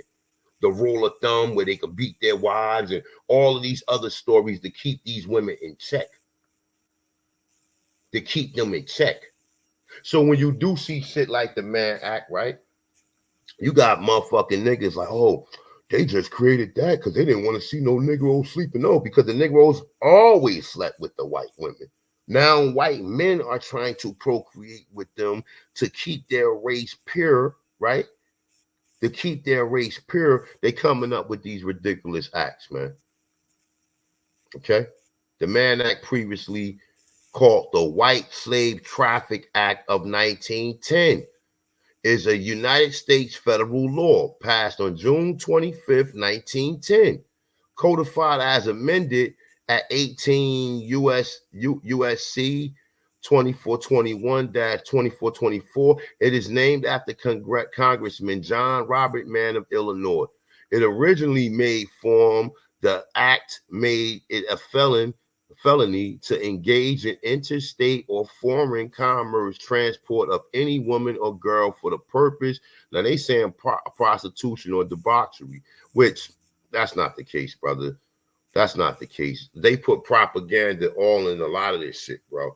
Niggas been traveling up and down. Niggas been bringing these Slavic women from America to Europe, back from Europe, back to America. Like this is nothing new. You understand what I'm saying? Now, just understand that, okay? The man Jack Johnson became something else than a boxer, or he became a wanted man, accused of violating the Mann Act, which forbade transporting a woman across state lines for immoral purposes. Jack Johnson's relationship with white women got him in trouble with the law. Now, they not saying that he was even interacting in no prostitution or debauchery. So why would they get him? Why would he get in trouble for even having a white woman in his presence? Because they was trying to stop Negroes from sleeping with white women, because this is what's been going on. And I think a lot of the Europeans that we think are Europeans are actually mulattoes. A lot of these people, when you find out, like the Rockefellers and a lot of these motherfuckers, and even Queen Elizabeth and all of them, you find out that they had Negro ancestors. And the Negro ancestors was not no fucking slaves. There wasn't no slaves sleeping in the bed with the slave master. The Negroes was the slave master, and the so-called Slav was the woman that was sleeping with them. So just take that into consideration, right? All right. Now, this is the first so-called incident where we find so-called Aborigines, right, owning white slaves, right? So this is from a book. Let me hide this real quick.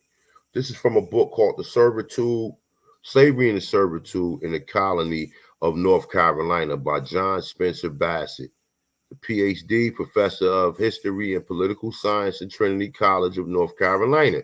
It's saying the first slaves that we hear of in North Carolina were white people, and their masters were Indians, right? Now, they're talking about mestizo Indians, or they're talking about the Mongoloid Indians. No. Let's go back to what the Oxford Dictionary tell us what an Indian is. A nigger, a dark-skinned person of any origin in early U.S. history, usually referred to an American Indian. Okay? So we already got instances of what a so-called Indian is, bro. And like I said, you already know I'm going to cross-reference the shit out of this shit, right? But once again, the first slaves that we hear of in North Carolina were white people, and their masters were Indians. Okay, it's saying Sachi and Strachey in the tribally into Virginia. I speak of a story that he had from the Indians of an Indian chief named Yanako, who lived in Rotano, somewhere in the region of South Virginia. And he had 7 whites who escaped out of a massacre of Roanoke. Right? Now, kind of take that with a grain of salt. And these meaning these white slaves, he used to beat copper. Now, this story is kind of similar to what we're seeing, that we're using these people to basically farm and mine precious resources and precious metal, right? So he used them to beat copper. Okay? It said it is of interest that the notes that Negroes were not extensively introduced into Maryland till the beginning of the 18th century. Now, go figure that. Like I said, this shit is all, this history that they teaching us is all bullshit, man. They got so many different fucking holes in this shit. It's fucking pathetic. So many holes. Now they saying Negroes didn't come into Maryland. Maryland is Virginia. Okay? Maryland is Virginia. Okay? Let's not play around. Maryland is Virginia. DC is Virginia. All of that shit was Virginia. Okay? Now they telling you that, oh, Negroes wasn't extensively introduced into Maryland until the beginning of the 18th century? What? The Negroes in Maryland? Page 38 of this book. It's saying they were not introduced extensively into Virginia until we hear of the end of the 1700s. Now, this is all bullshit because the Indians is the Negroes. So I just went over that. So like I said, this is coming from, yes, he understand, but then he don't understand. But guess what? Good thing he got your brother Ahanu L here, because your brother Ahanu L understands this shit in its entirety. And we're not going to sit here and let, even when they giving us the truth, we're not going to let them manipulate the truth. We're not going to let them manipulate the truth. We're not. So do I need to go over this? Do I need to go over this? Let me see. Nah, I don't need to go over this. You guys already heard this before.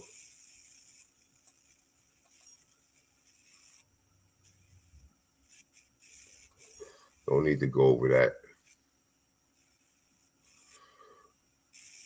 But I will go over this a little bit. So why is white slavery virtually unknown?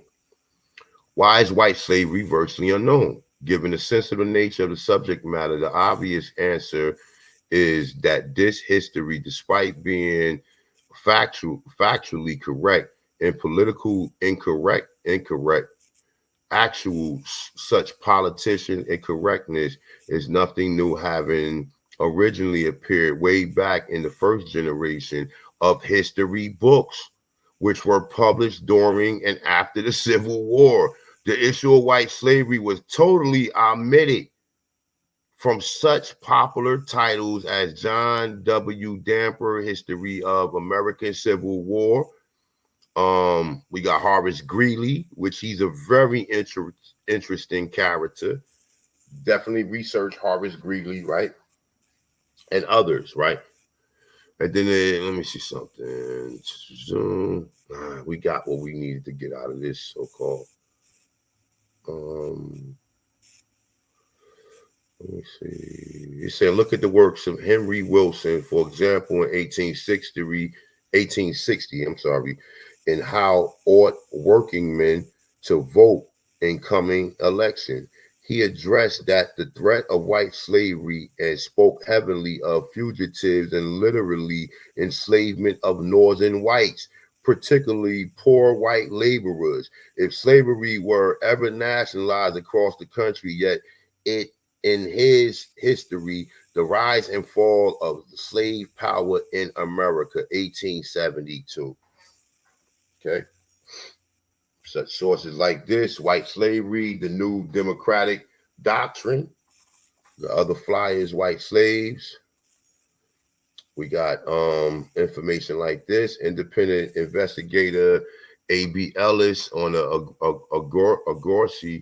Argosy wrote concerning the transport of white slaves, the human cargo, many of whom were still tormented by unhealed wounds, could not lie down at once without lying down on each other.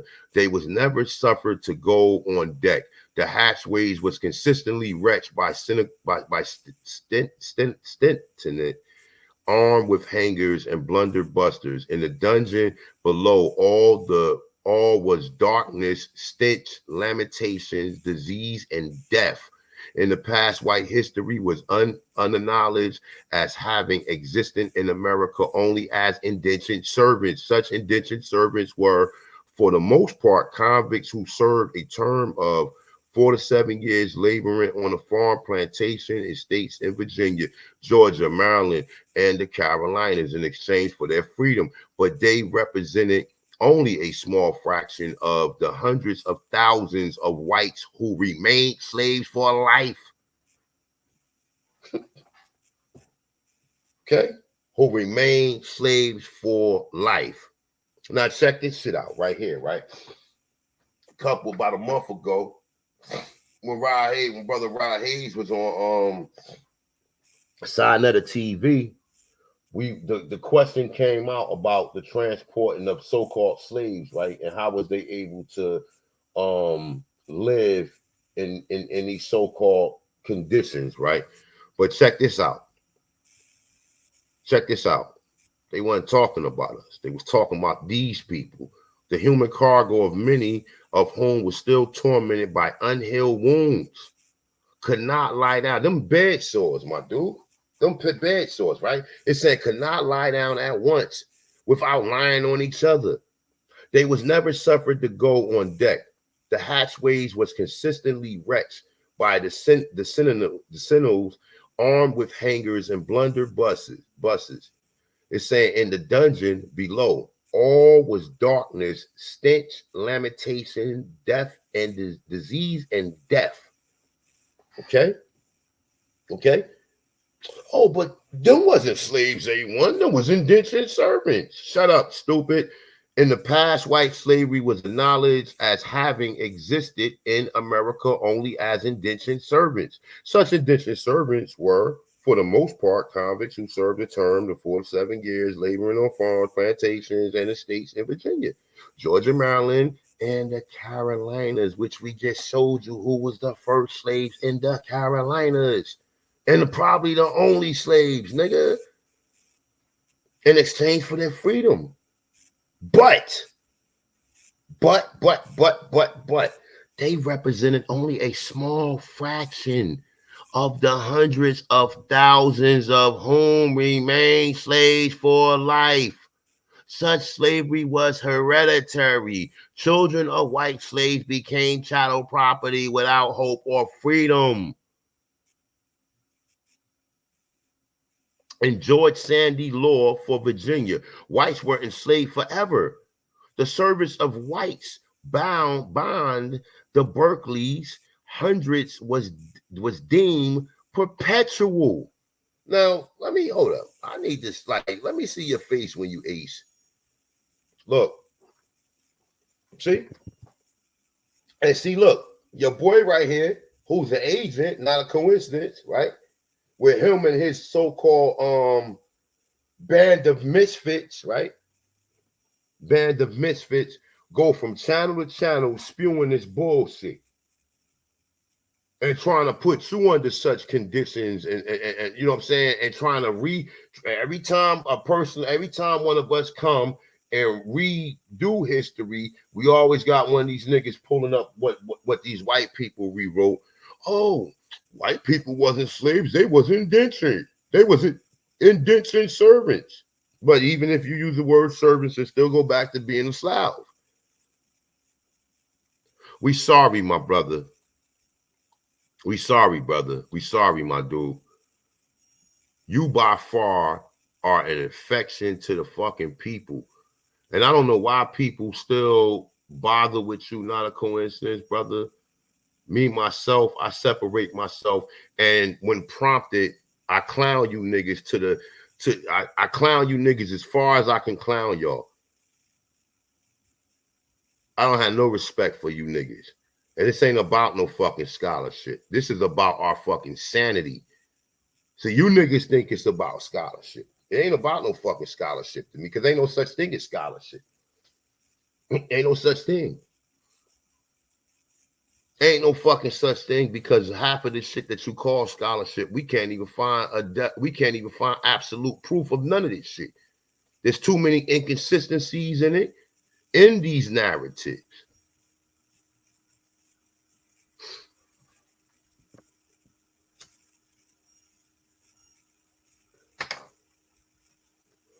Share the build out, man. Hit that like button, man.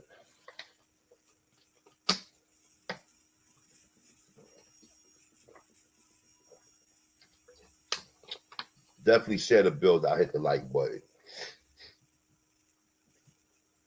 Press 1 for me if you guys, if I'm showing you evidence of white slaves, and we ain't really even getting to the ultimate evidence of so-called Negroes.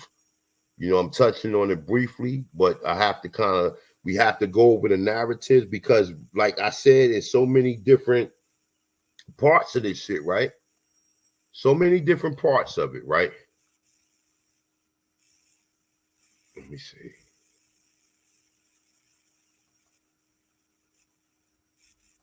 Look, we got evidence. Why is white slavery virtually unknown? Why? Why is it virtually unknown? Why is it virtually unknown? This is evidence right here. This is fucking evidence, right? Went through more evidence, right? Of them hiding and concealing this shit, right? Where was it at? Wasn't this one? It's this one right here. Went through more evidence.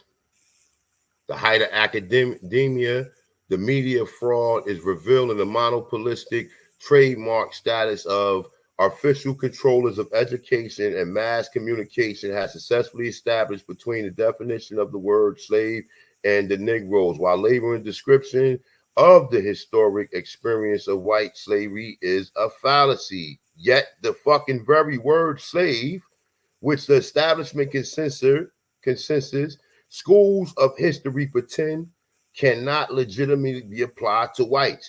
It is derived from the word slave. According to the Oxford English Dictionary, the word slave is another name for white people, you stupid motherfuckers. The English word slave derived from the enslavement of the Slavic people. Thus, when the word slave was coined in the West, the impression was of a Caucasian slave. So all of these are lies, right? All of these are lies, man. Right? Shout out to whoever just supported the channel. I ain't get a chance to look at it yet, but since we going in, if you like to support the channel, it's not mandatory, but if you like to, bam, there you go right there. But this shit gonna get out one way or another, whether you support or you learn this shit so you can teach it to your children. Okay?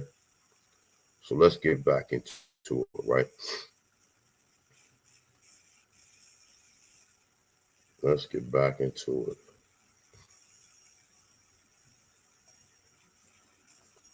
All right, so I hope we clear on this shit. Check. So when motherfuckers tell you that, oh, whites was only indentured servants. Shut up, stupid. Such indentured servants was for the most part convicts who served the term of 4 to 7 years laboring on farms, plantations, and estates, nigga. The estates was the guards, nigga. In Virginia, Georgia, Maryland, and the Carolinas.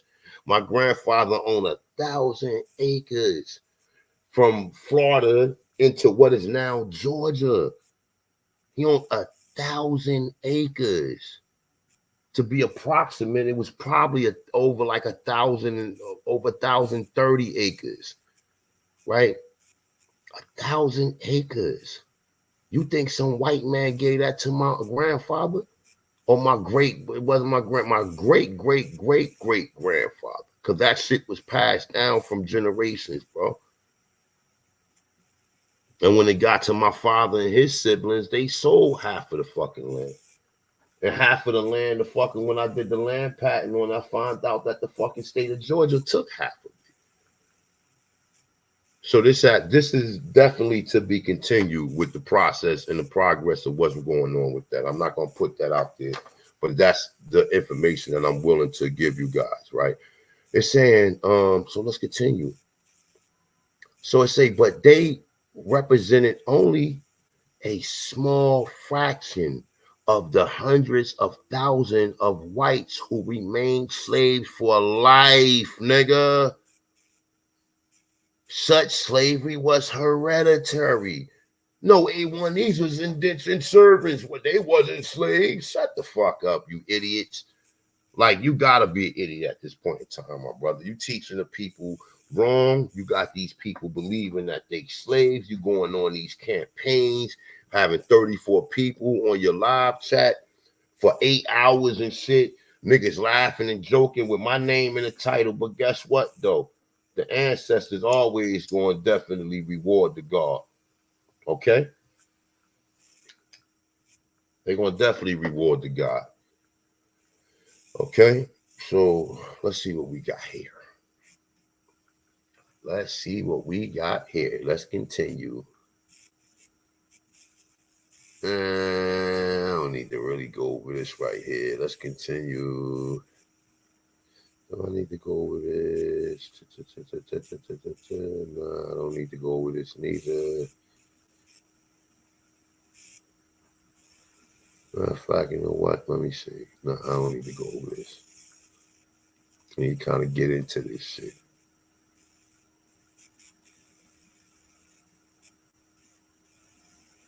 All right, so look.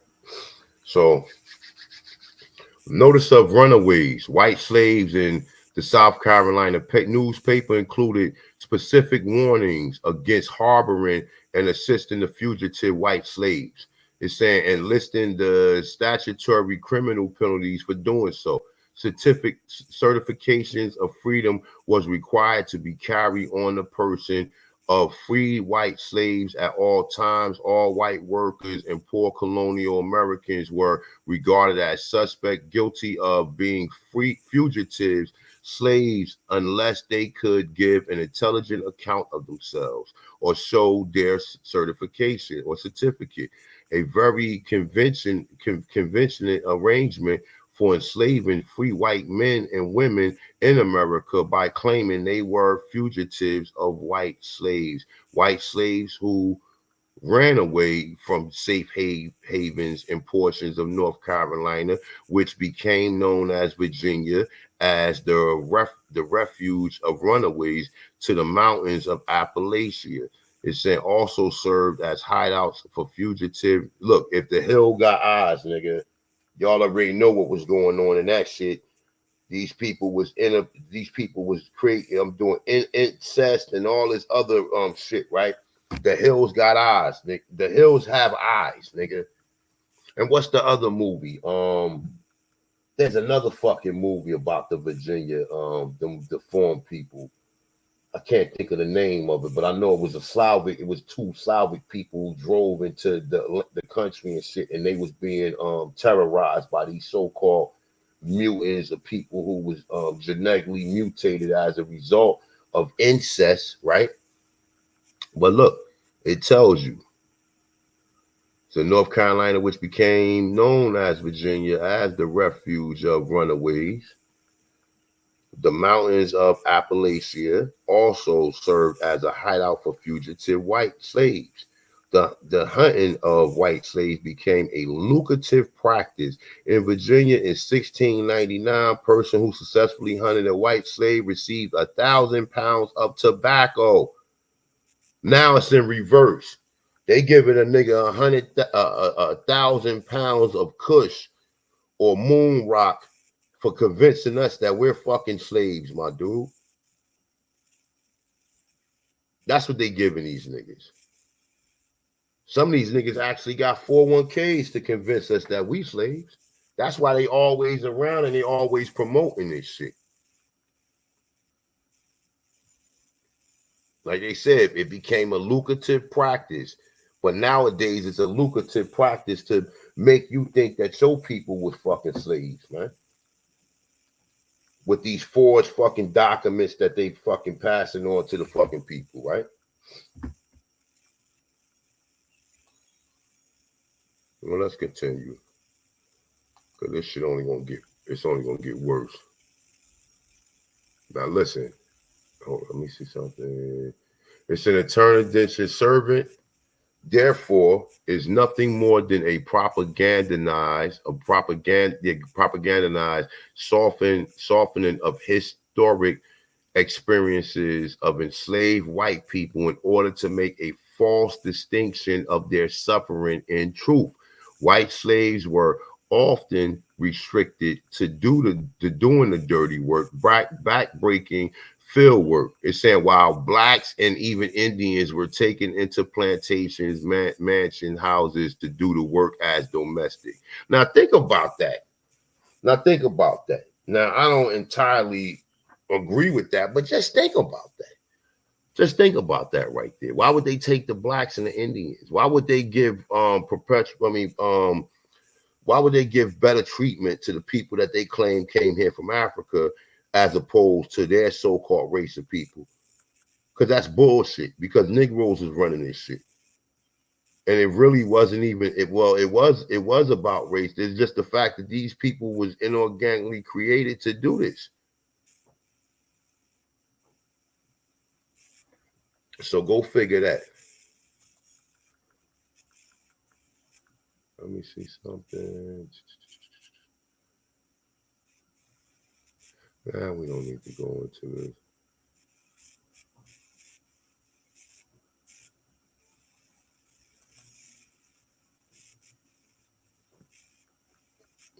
Let me see.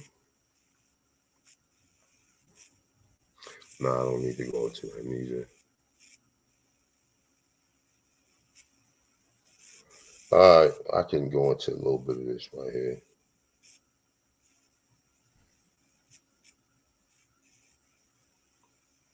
All right, matter of fact, you know what? I'm going to this one right here.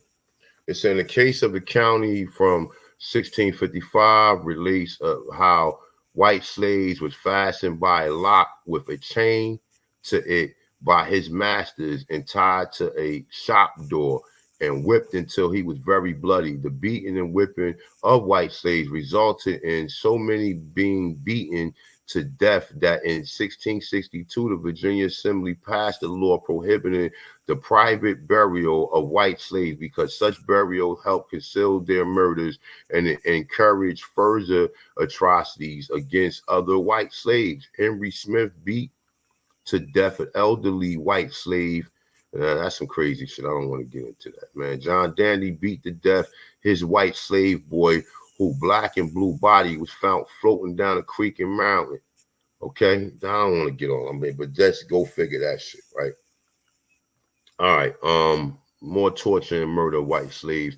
The Articles of New England Confederacy or Federation provided that there was white slaves fled his masters for another county in the Confederation upon certification by one judge in the colony to which the white slave had fled. The fugitive would become delivered back into slavery. It's saying class with thieves and other criminals. The fugitive white boy could be pursued by hue and cry on land and over water, and men and boats were often impressed and hunt for him. Magistrates, sheriffs, and constables was authorized by statute to whip the fugitive white man severely before returning him to the master.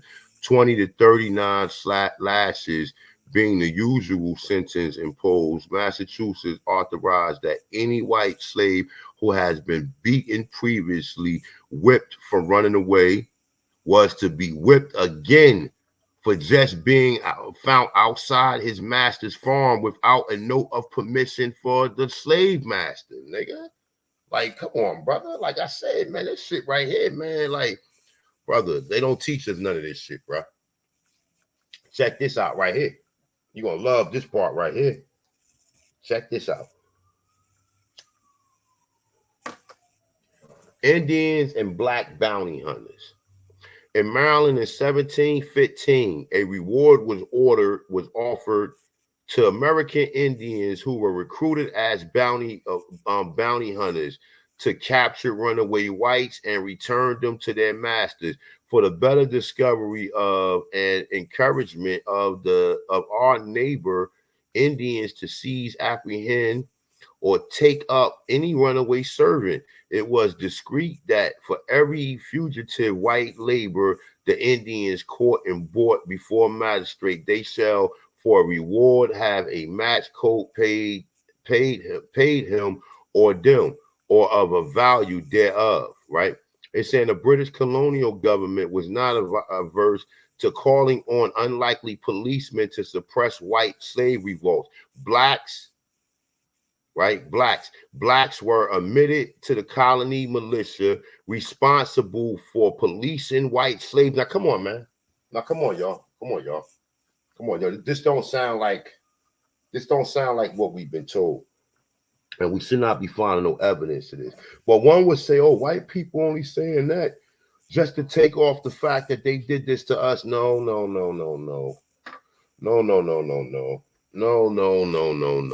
We're not falling for the banana in the tailpipe. We're just not falling for it. Okay? Let me read that one again.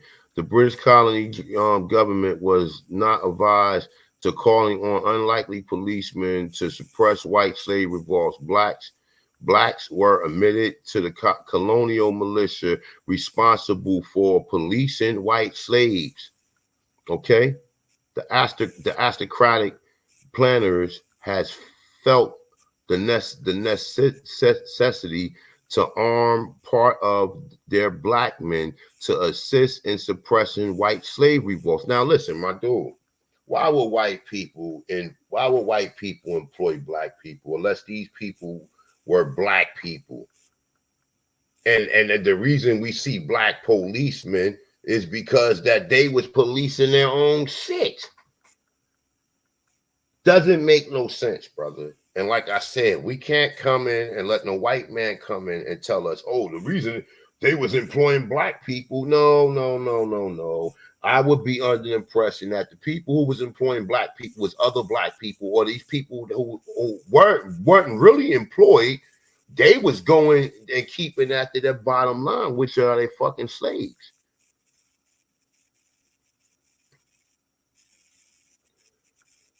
Which were their slaves. Okay, it's saying Rebels and Reactionaries, part 17. armed black militias patrolled the Carolinas from the end of the 17th century to at least 1710.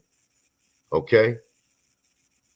It's saying when Thomas Noran reported that blacks continued to be members of the British colonial militia organized by the local government. Why would they employ black people unless black people was running this shit?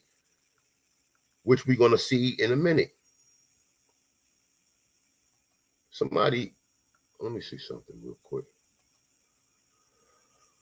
Somebody help me out, man. Yeah, Wrong Turn. That was the name of it. Mm-hmm.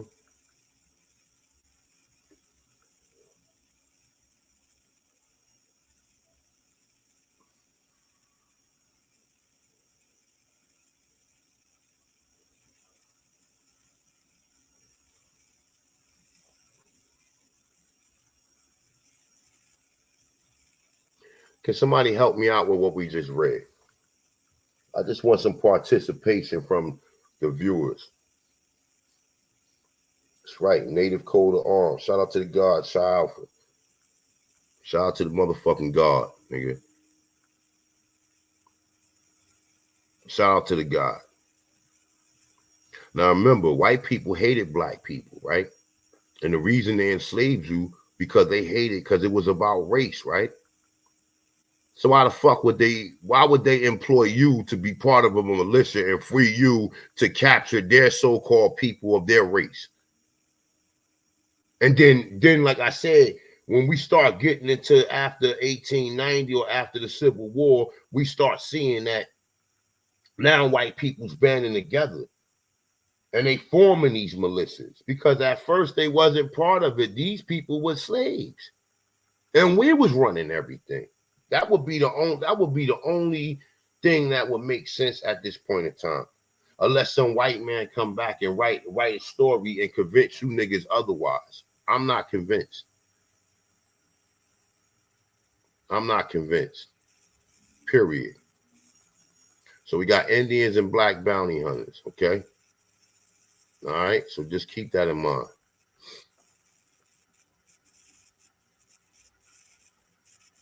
All right, so let me see something.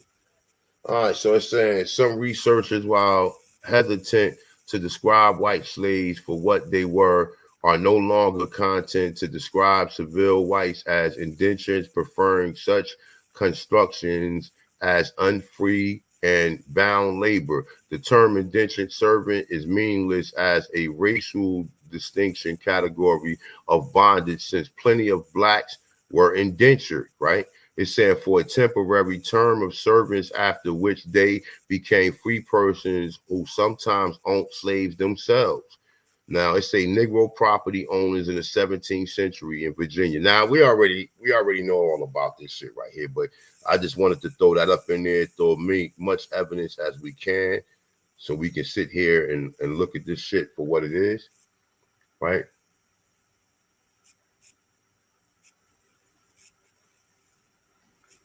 I just keep on giving you the different instances of even when they do say indentured servant, right? So indentured servant is a form of labor in which a person is contracted to work without salary for a specific number of years.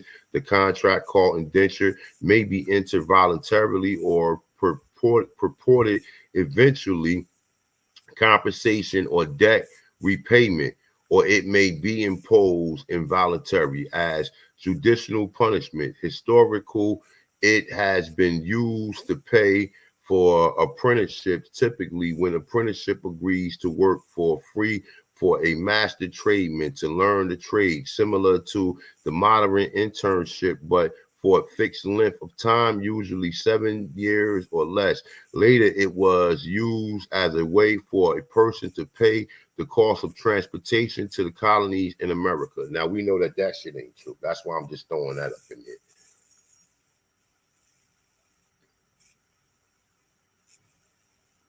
All right, so let me see. Let me get to the good part. All right, so it's saying another perception of indentured servants was far more insidious. They became to be viewed as and treated by colonial laws as chattel property of their masters or mistresses. There is a school of thought that will not accept the indentured chattel status.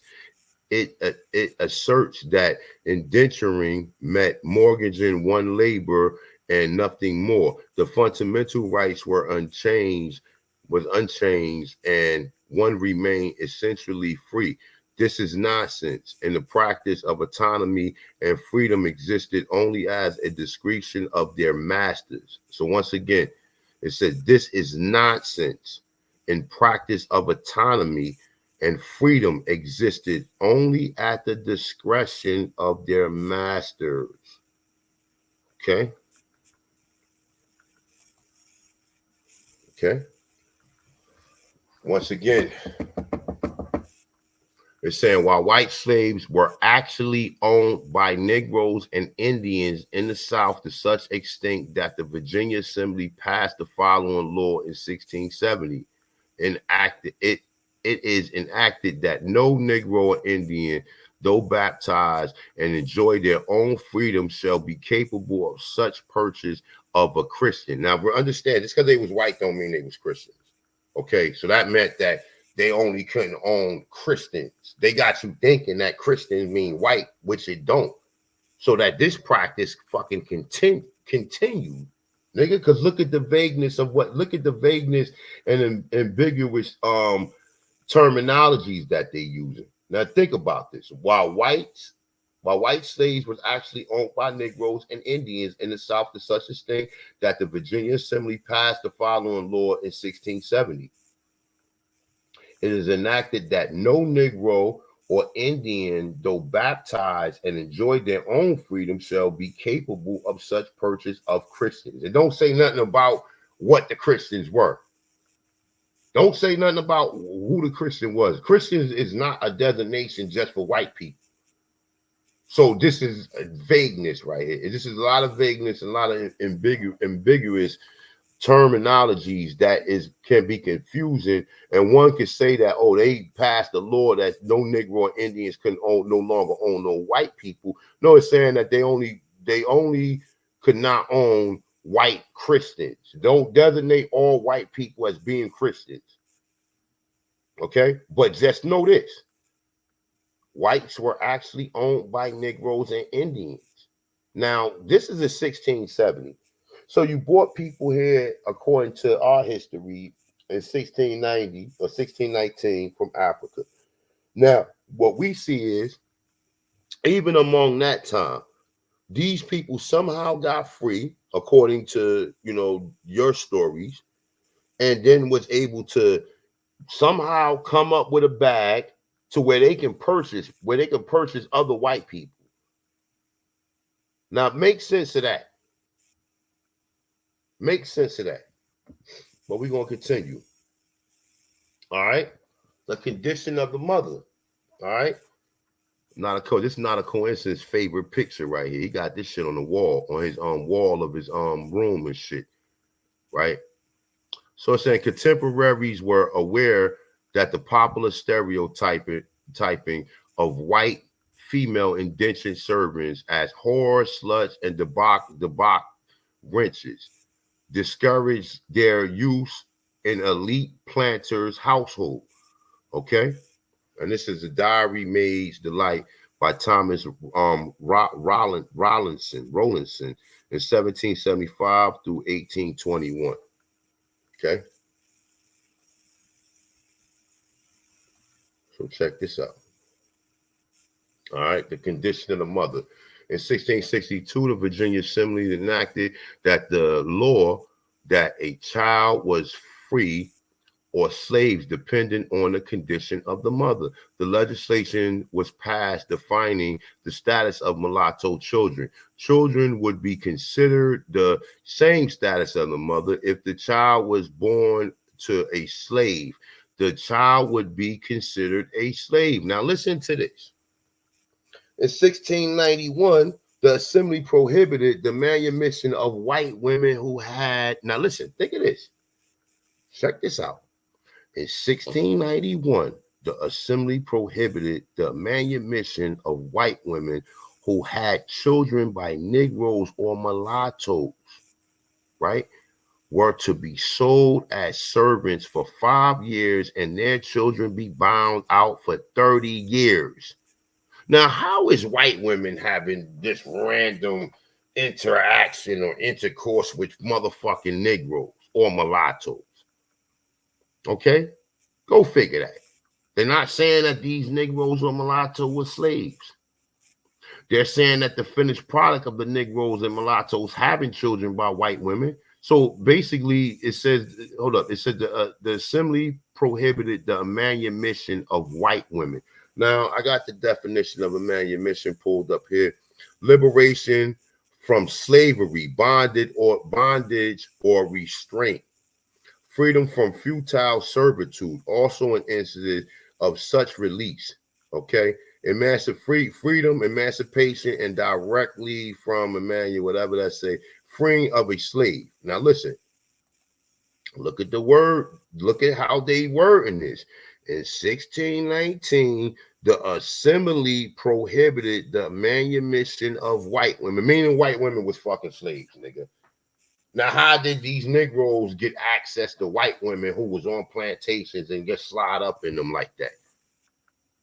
And then their children was bound out for 30 years. And like I said, in this right here, there's a lot of different instances. In some cases, these white women was running away and running into our towns. And then, like I said, like the picture shows, niggas was swirling on her. Niggas was like, yo, she got a fat ass, nigga, and niggas was getting busy on them, right? And then they was birthing these children.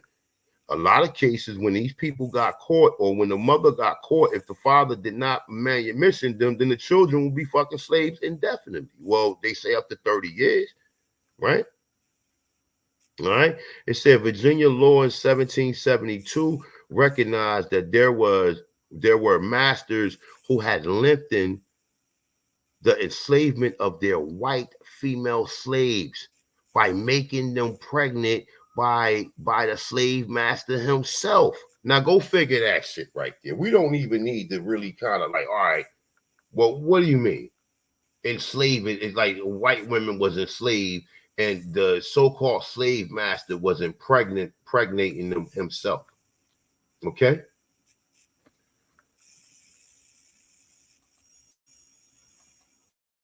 I need some participation from the brother. It's an ice spike looking. Look.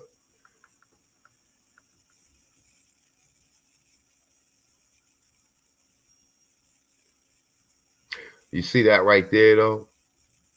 Tell me that's not very vague wording right there.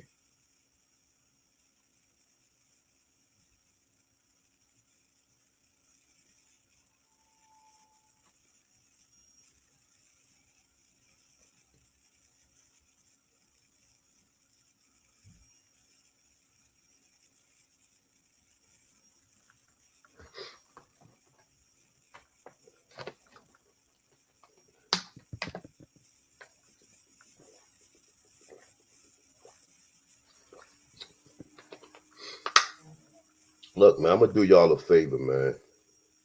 Cause y'all niggas always come around here and take away. These brothers trying to learn their history side, son, man. Go play somewhere else, man. Bazel, brother, do not engage with conversations with these dudes, man. Like, you know, just stick to the script, man. Like, just pay attention to the presentation, man, so we can learn some shit, man. Don't let these people come in here and take you off your square, bro. Because this is what constantly goes on. Niggas come in the chat room and more people pay attention to the people in the chat room than the motherfucker who presenting the work, right? We presenting, this is information is something very needed for our people.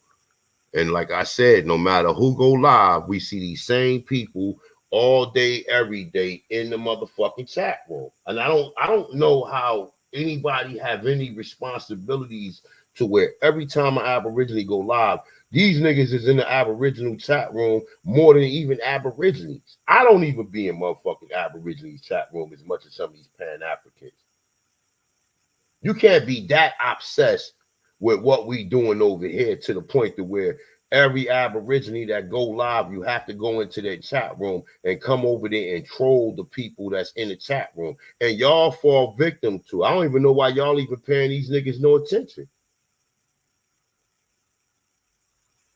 The same ones, man. The same one. I don't know how y'all niggas is even paying these people attention, brother. Like unless y'all not sure that y'all Aborigines and you have to explain something to these Pan-Africans, because what's understood don't need to be explained. And if you know, then you know.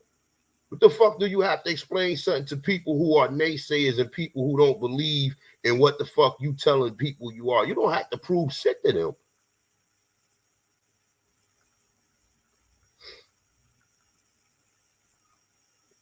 Get back into it, man.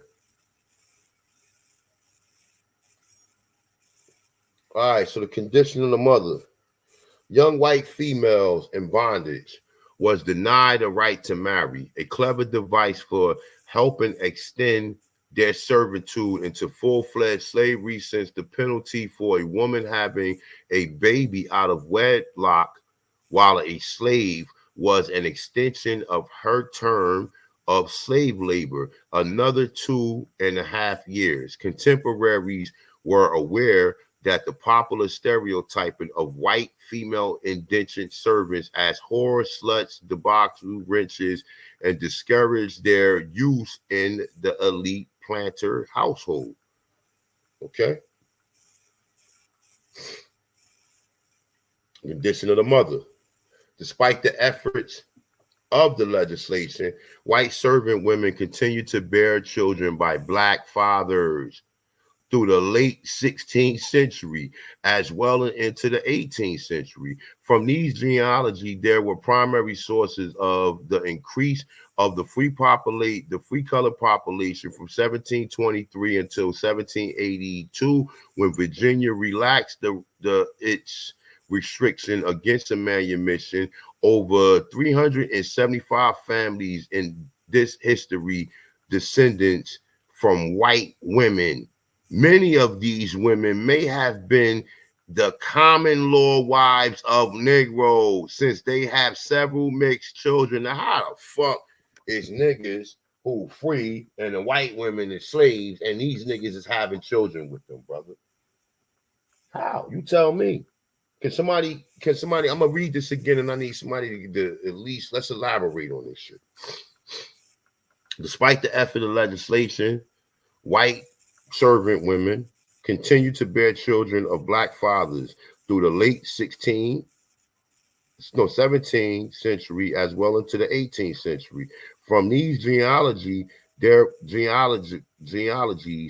was primary sources of the increase of free color population from 1723 to 1882, when Virginia relaxed its restrictions against a manumission. Over 375 families in the history descended from white women. Many of these women may have been the common law wives of Negroes, since they had several mixed race children. Go figure that, nigga. Go figure that.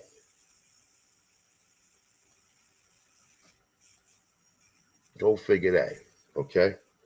We got George Cummins, a Negro, had the indenture of his white servant woman named Christina Finney extended by a year, and her child bound for 31 years by the order of December 7th, 1736 in Carteret County Court, because she had a mulatto bastard child during her service. She may have been the common law wife of a free person of color, for she was charged with having another mulatto born on July 10th, 1839, and another on December 20th, 1743. While she applied to the courts for her freedom on June 9th, 1744, the court ruled that she has that she served another 5 months to pay off the cost of the court suit against her. When she again applied for her freedom 6 months later, the court ruled that on checking the record, she served another year since she had another mulatto child in the time of her servitude. Now, how the fuck is these niggas getting access to white women? These niggas free. How is it? So a free nigga just walking up on a plantation and humping on one of these women and having children with them? Or do you think that the motherfucker who having children with them are the fucking slave owners themselves? And these stories are just kind of like propagated to have you think otherwise. Because this shit is vague, my dude. This shit is very vague. And it's very confusing according to what we've been told. Okay? So it says such assertions as above may seem the distortion of the truth, but in the case there was several states that children who were products of black fathers and white mothers often obtained their freedom once they reached a certain age. Okay? Are you telling me couldn't no black people own white slaves, nigga? Are you crazy? Sarah Bass. Sarah Bass was born 1764 in the Isle of Wright County, Virginia, as a slave. When she was 8, she was sent to Philadelphia, Pennsylvania. She was no longer enslaved as the 1800s. That year, she met Richard Allen. They married by 1802. They had 6 children: Richard Jr., James, John, Peter, and Sarah, and Ann. Allen maintained the family finances and a general homemaking task. Sarah was born into slavery in 1764 in hold up, my bad.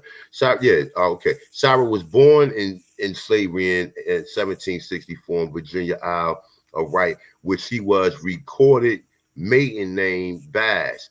It's saying a detail that has led some historians to speculate about her lineage. Without empirical results, Allen was 8 years old when she arrived in Philadelphia, which I just said. It's saying, but the details about her life before the year 1800 seems to have been lost in the folds of history. It is known that Allen managed to acquire her freedom somehow.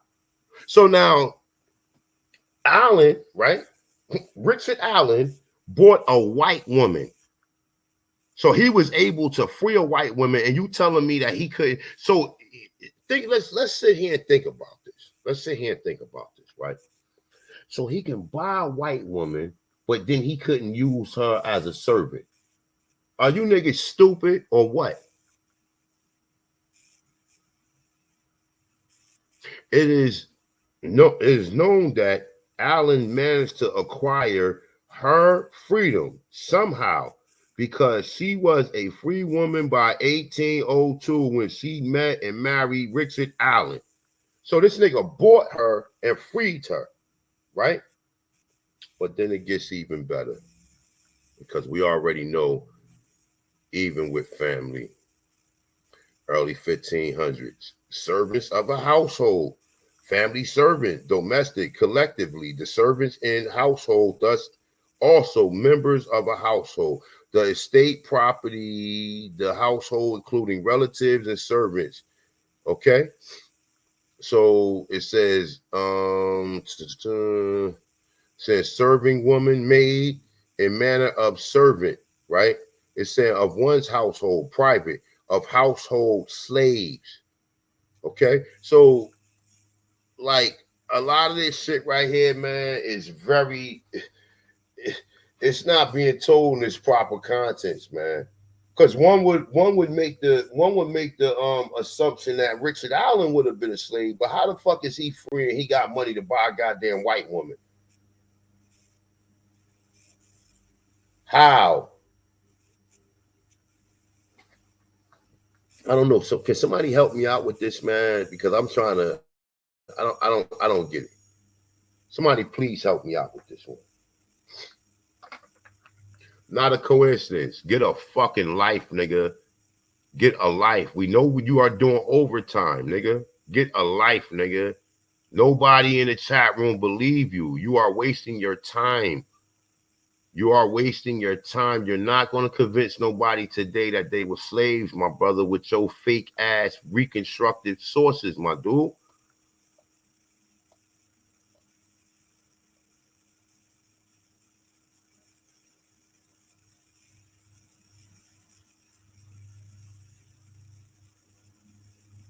Can somebody please explain this shit to me? How was Richard Allen, who was supposed to be the slave, actually bought his motherfucking wife? So you can buy a white woman from slavery, but you can't own her as a slave.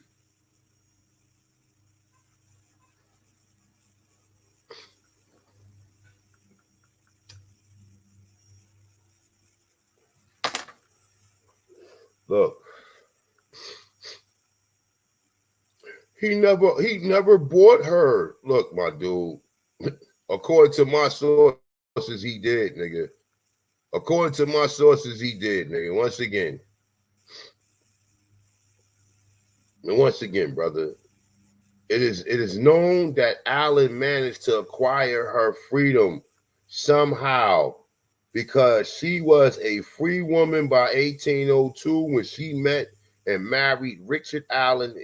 Okay? And see, listen, think of it like this too, right? Oh, I didn't even go over this one. Hold up.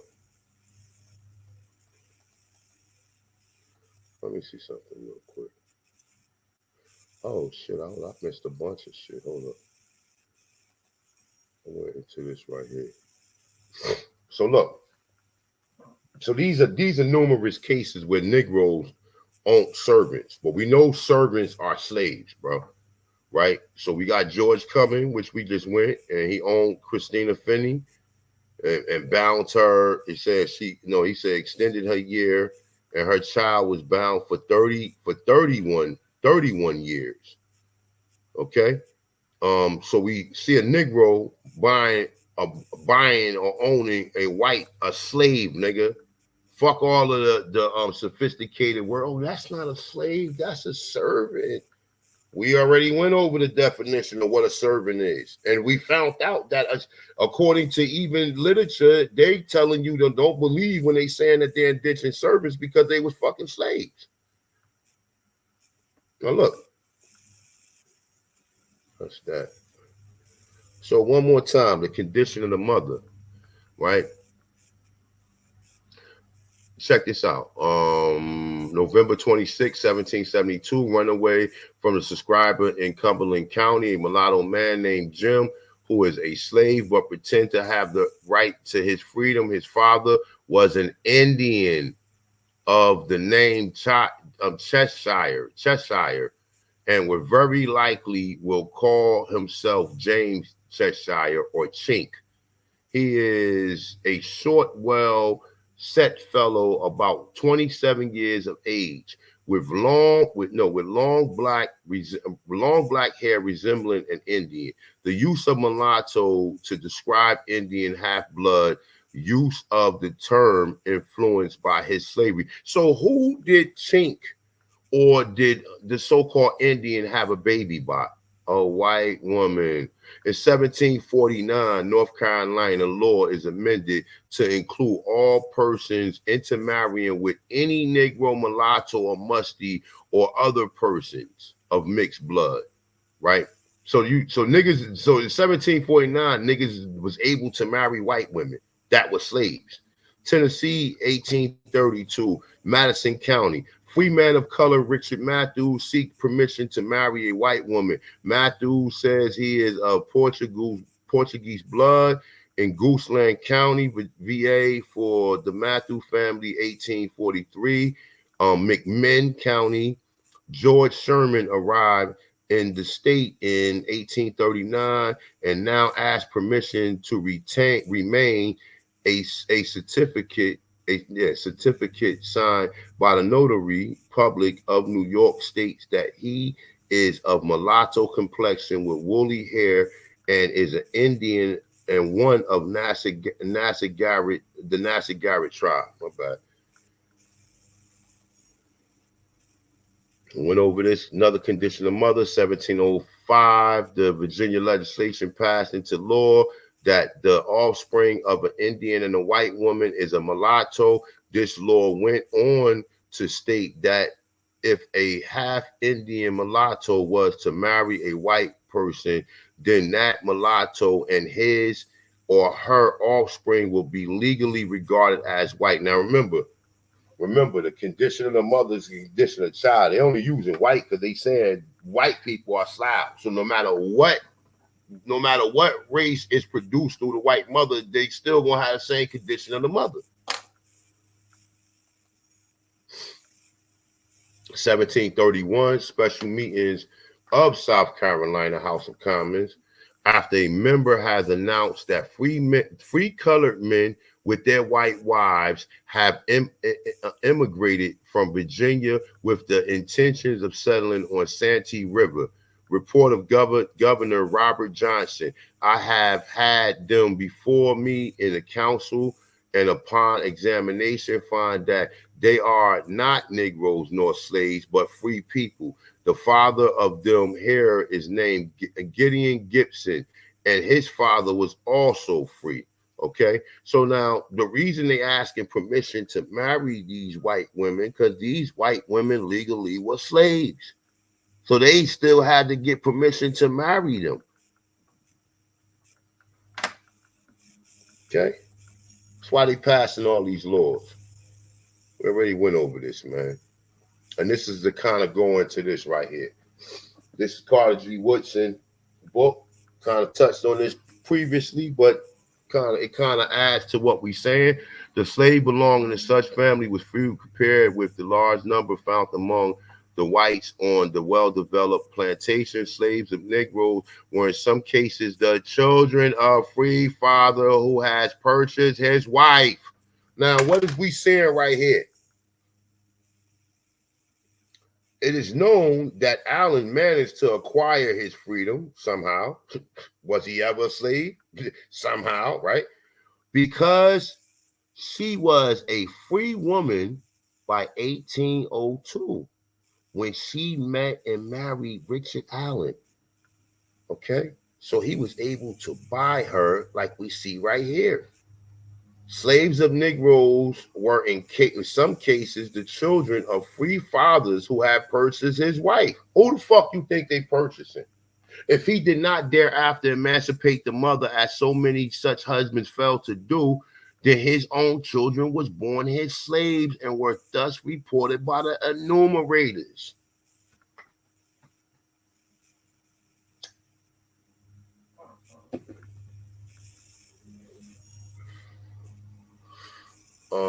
Let me see. This is kind of not too clear, but it was something particular in here I wanted to read. Matter of fact, I'll read the whole thing. It said, what it may, notwithstanding the number of great, excellent people, including in that population, no one can for a moment doubt who will consider that with them an element exists which is the same extent positive, and that in fact of there being more than half of many mulattoes as blacks forming, they do 36 and 1/4% of the whole colored population, and there are maternally descendants of the colored races, as it is well known that no appreciable amount of this admixture is the result of marriage between white and black, or the progeny of white mothers, as the facts showing that whatever deterioration may be the consequences, right? It say in incurred by the color races. It said where such a population of the mixed races exists, and it may reasonably be inferred that the barriers of license are not more in I can't in simple no I can't read that shit, my bad. Among these of the same colors, the corruption of the moral progresses which greater admixture of race, and that the product of vice stimulant of prepresenting my bad, or my bad, immorality. I can't. I gotta blow this shit up, man. This shit's fucking my goddamn eyes up. My bad. Let me get this right here. Immorality is the evidence to be observed. Observation as it is the natural to the circumstances. These developments of the senses to be a good degree explain. Let me go. Explain that the slow progress of the free color population of the northern states and indicates with the I can't see that shit, certainly gradual extinct of that the people are more rapidly as whether free or slaves they become diffused among the dominant race. There are however other cases, although in themselves not sufficient to account for the greater access of death over birth, whatever, right? I think the point why I was reading this is to basically show you how the color population or the population of mulattoes is coming from the progenitors of white mothers, as it says right here. Okay, so that's just another case. We got the anti-miscegenation laws. It said now here in the article, did Manley threaten white women when he merely pointed out that the lower class of white women were attracted to color men and mulattoes who were sufficiently attracted to white women to fall in love with. He cautioned whites to teach your men purity. Now listen, this is it right here. This is it right here. I don't know if I went over this, right? But to teach your men purity. And this is like I said, this is what led to the Mann Act, right? This is what led to the Mann Act, right? It said, I'm gonna read it again. It said, now here in the article, did Manley threaten white women? He merely pointed out that the lower class white women were attracted to color men and mulattoes who were sufficiently attracted to white women to fall in love with. He cautioned whites to teach your men purity. Okay, it's saying prominent Georgia writer Rebecca Felton gave a speech calling for the lynching of black men who slept with white women, and it went on viral as it could in the 19th century. Alexander Manley, right, Psychon of Wilmington, the Daily Record responded to Felton in the October 20th, 1898 edition of his paper, insisting that many white women who slept with black men did so because they found them attractive, not because they was brutish or because the men are kidnapping women as white supremacists wanted people to think. And like I said, this is what led to the Mann Act right here. This is what led to the Mann Act. And like I said, see, the whole thing of it is he cautioned whites to teach your men purity. Okay? Because these women naturally was attracted to us because we was the only one having intercourse with them. And I know history is not going to tell you that, but this is the way that this shit is alluding among all of these sources and research that I'm fucking finding.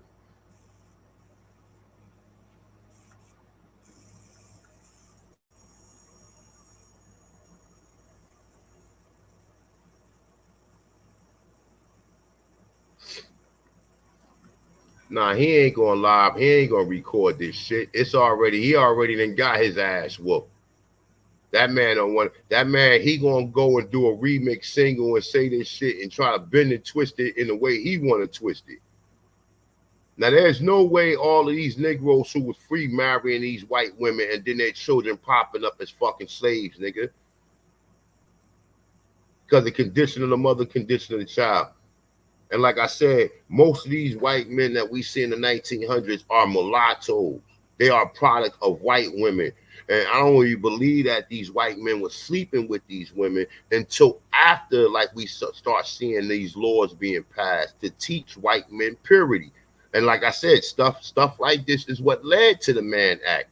Propaganda. Okay?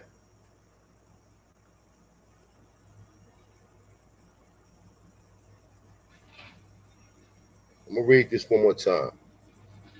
Let me blow it up. All right, anti-miscegenation laws. It said, now here in the article, did Manley, that's the writer of the article, threaten white women when he merely pointed out that the lower class white women were attracted to color men and mulatto men who were sufficiently attractive for white women to fall in love with. He cautioned whites to teach their men purity. Prominent Georgia writer Rebecca Felton gave a speech calling for the lynching of black men who slept with white women, and it went viral as it could in the 19th century. Alexander Manley, a Psychon of Wilmington, and the Daily Record responded to Felton in the October 20th, 1898 edition of his paper, insisting that many white women who slept with black men did so because they found them attractive, not because they was brutish or because the men are kidnapping women as white supremacists wanted people to think. Okay? And like I said, look, all this shit is what led to the rule of thumb, meaning you could beat your woman with a stick that was smaller than your thumb. It led to when they were saying white women didn't have certain rights, right? And probably led to the propaganda surrounding among the feminist movement. You understand what I'm saying? So it's a lot of propaganda that led up to this shit because the white women was choosing to sleep with the niggas who they always slept with. And they had to create laws to separate them from doing that. As you see in the picture right here. So they got the harem.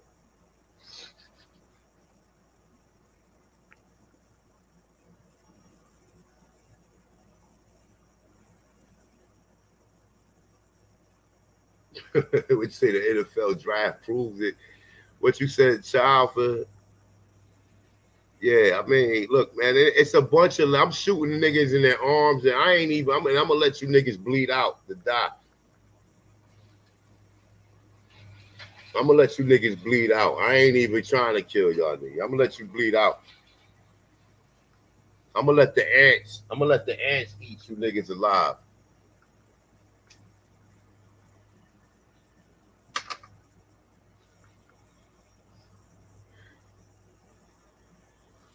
We going on 3 hours, man.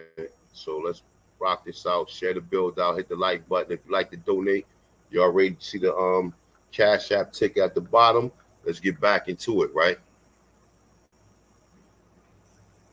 All right, this is very crucial evidence right here, man. Very crucial. Right? More evidence. The Forgotten Cause of Civil War by Lawrence R. Tenzer, right?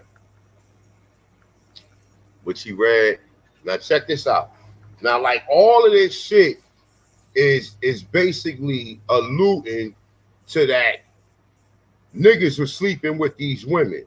But you have to understand, where does this put us at when it comes to this history? Niggas was owning white slaves, my dude. There's no other way. There's no other way to chop it, bend it, or I don't care what they telling you. All the evidence is alluding to this. How is the Negroes freeing and the white women are slaves? And then if they have children with them and their father is not a manumission to them, their children remain slaves up to 30 fucking years, if not for the term of their life. Okay. Now check this out. Now this is kind of like you got to read between the lines, even with this. Throughout slavery days, a slave was a mulatto if he or she had any degree of white and a black parentage, right? It said it must be clearly understood that even after many generations, white people who had a mere one drop of black blood could be and were enslaved as mulattoes or white mulattoes. This is to say, white slaves, these individuals look white and had no visible, they say African ancestry, but we already know, this book was written in 1900 1990 something, right? It's saying whatsoever. Many people who have heard of the one drop rule, whereby the most infestimal amount of black blood makes one black. What is often overlooked, however, is the fact that in reality, these are social classifications. A white person and a person who has a distant black ancestor but no discernible black traits look the same and are both psychologically white human beings. It was the common thinking in the North to hold that slave who looked like a white person, to hold that slave who looked like white people were white people and not mulattoes, right? Hold up, let's go down. And not mulattoes, not black people. As it will be seen, the political ramifications of white slavery was the ultimate cause of the Civil War, nigga.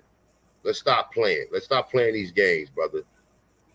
Now, I don't need to go into George Washington. They saying he was black, his description, dark complexion, right? Andrew Jackson, father and mother came from Ireland and originally poor. The Virginia Magazine of History, volume 29, page 191 says that Jackson was the son of a white woman who had intermarried with a Negro. Okay? Now look, who have intermarried with a Negro, right? Now listen, we're gonna go back into the condition of the mother, the condition of the child, right? It's saying with a Negro, and that his oldest brother who had been sold as a slave in Carolina. Okay? It's saying what gave an air of this truth is that was the elder brother died before Andrew Jackson was born. His widow went to live in Crawford Farms where there were Negro slave lands. I'm not even gonna go into that, but just know that according to the source, they're telling you that this white man right here, right? So we, even from the source itself, we can say that this is a fucking drawing and this is a remix single right here. Because the picture does not add up to what we're seeing of who his father was and what was going on here. All right? So let's get into some more of this shit. Thomas Jefferson. Okay? They're saying the Johnny Cake Papers and the general denunciation of him is said, Thomas Jefferson, son of a half-breed Indian squaw, shired by the Virginia mulatto father, it also called him a half-nigger. All right, saying opposition papers took it up. It is difficult to find a matter of specific details of the assertion now. Okay, I got something else to add to that right there. I say, according to these reports, which are based on the book by late Jamaican historian J. Rogers, by African-American Leroy Vaughn, and others, Thomas Jefferson's mother was part black as was his father. Now, look, even if his mother was part black and his father was part black, they wouldn't produce this motherfucking white devil right here. They wouldn't produce this white devil right here. Okay, and see, the thing of it is niggas is saying, oh, Thomas Jefferson was a white man sleeping with black slaves. That's how he had mulatto children. No, he was already black. So now you got to ask yourself, well, wait a minute. If he was black and sleeping with black people, we wouldn't be able to know if they mulatto. We would only be able to know if they was mulattoes if he was sleeping with white women. Stop playing. We don't need to go into this. We don't need to go into. We already know Abraham Lincoln, saying Lincoln was said to be the illegitimate son of a Negro by Nancy Hank. In the campaign for the presidency, he was often referred to as a Negro by his opponents. Okay. All right. So other information, let me see. Other information, say for the moment, American greatest writer caught sight of Lincoln either in person or through photographs. They took the notice too, marveling at the president, shallow, queer, I can't pronounce that, whatever the fuck that said. With homely, human. Let me blow this shit up. My bad, y'all. This shit is very small. All right, right here. All right, so Nathan Hawthorne observed firsthand in 1862.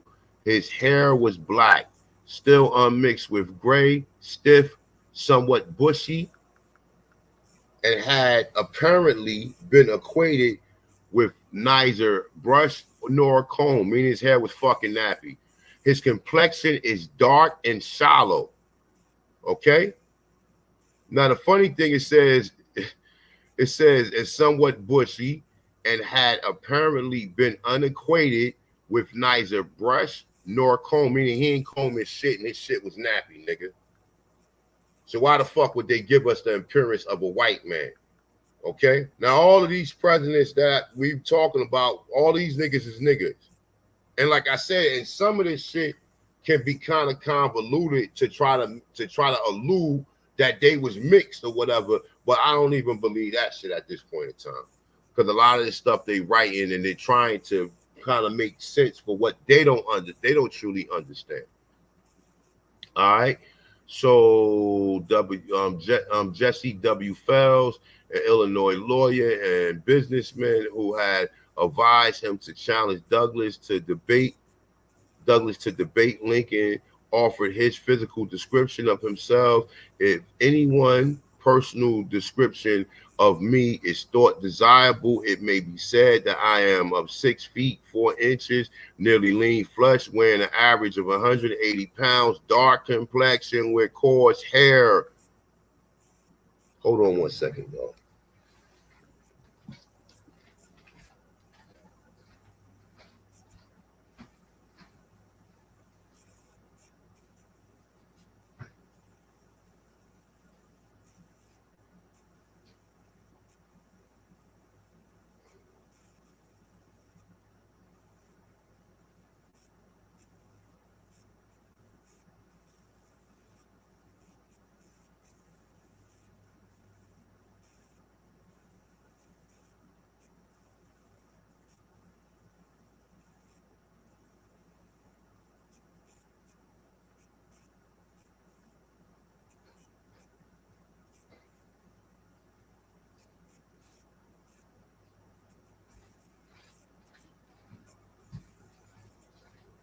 Now I know y'all probably said, "Well, A1, what the fuck do this got to do with white slaves and black masters?" Right?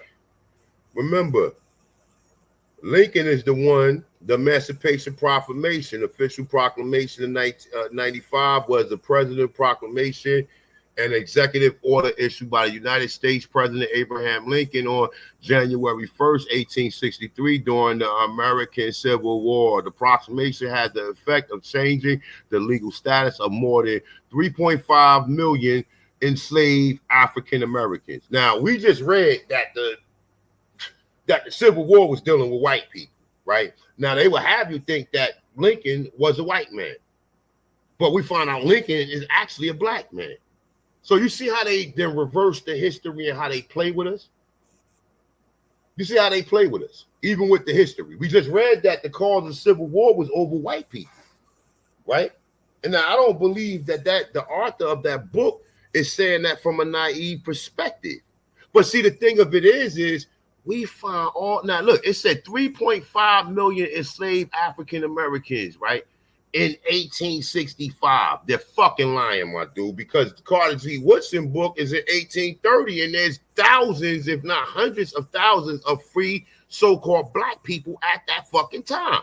So they had you believe that 3.5 million was enslaved when we see all these enslavements of white people and what's going on. No, that's what I'm trying to say. Like, so history by far has been fabricated, and it has been reconstructed to make us be the inferior of the two, period. And they gain superiority off of our ignorance, right? One more source with Lincoln. It said, my father came to Spencer County, Indiana. This is from the life of Abraham Lincoln. My father came to Spencer County, Indiana in 1828. Lincoln was tall, raw bone, 18. When 17 years of age, he was 6 feet high. He was somewhat bony and raw, dark skin. Dark skin, nigga. This is not the picture. This nigga ain't dark skin right here, Money Grip. Look. See? This is not a dark-skinned motherfucker right here, man. This is not a dark-skinned person. So we already know that this photo of him is a fucking lie, just like the other photos we get seen of Thomas Jefferson and Anthony Jackson, rather, right? So these people wasn't even white people, but they keep giving us the photo that they're white people. My bad, y'all.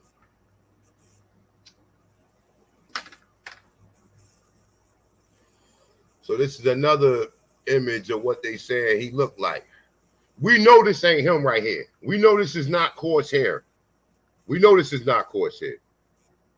And even in the movie, they give you the hint of him talking about how coarse his hair is in the movie. Because that is a Masonic remnants of him actually being black, but they're not going to portray him as being black. But they're giving you hints in the fucking movie itself, right? Some more sources. I don't really want to go through this, but this is Vice President Hamlin, and this is actually from J. Rogers' book, the five or the so-called black presidents, right? And these are sources that he given, right? And they even saying that Hamlin said to be a Negro. Now, this is not a Negro right here. This is a fucking cracker, okay? It said even more than Lincoln was the Vice President Hannibal Hamlin said to be a Negro, okay? Okay? What else we got?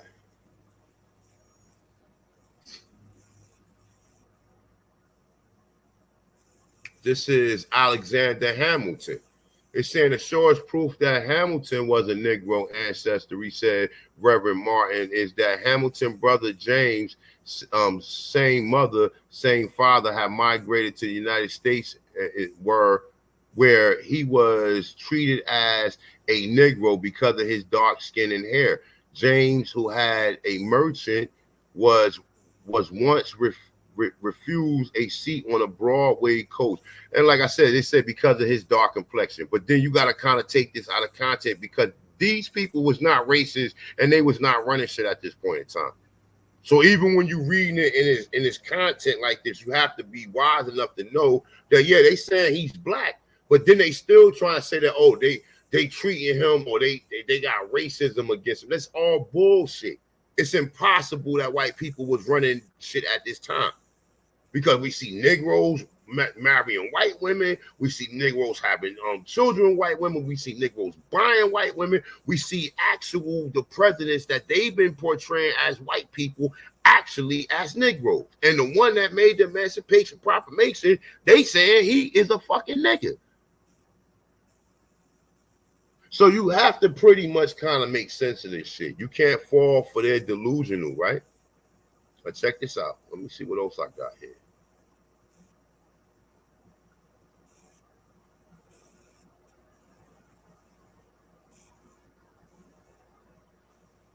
So check this out.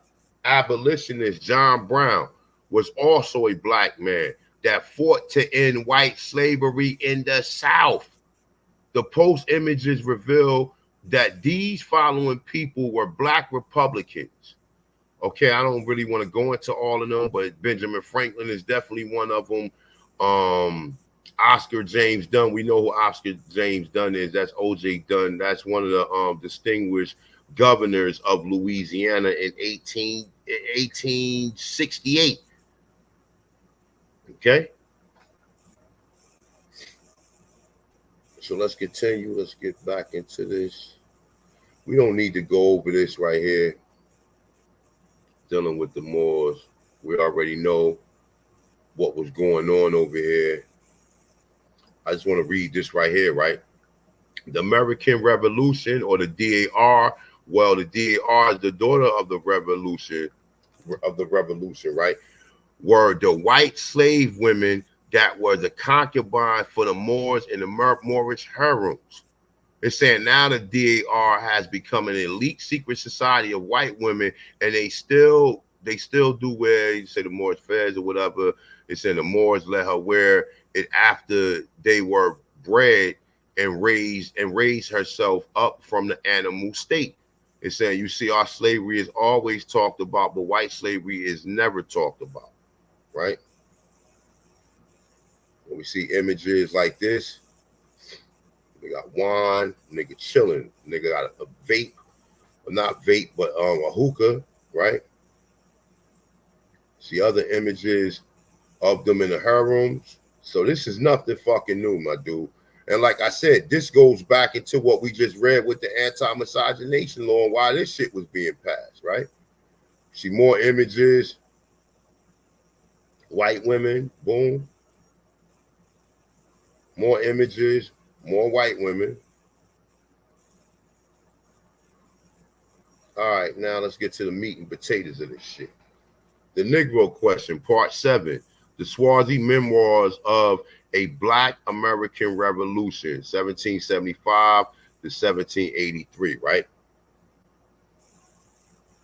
We get into some more images.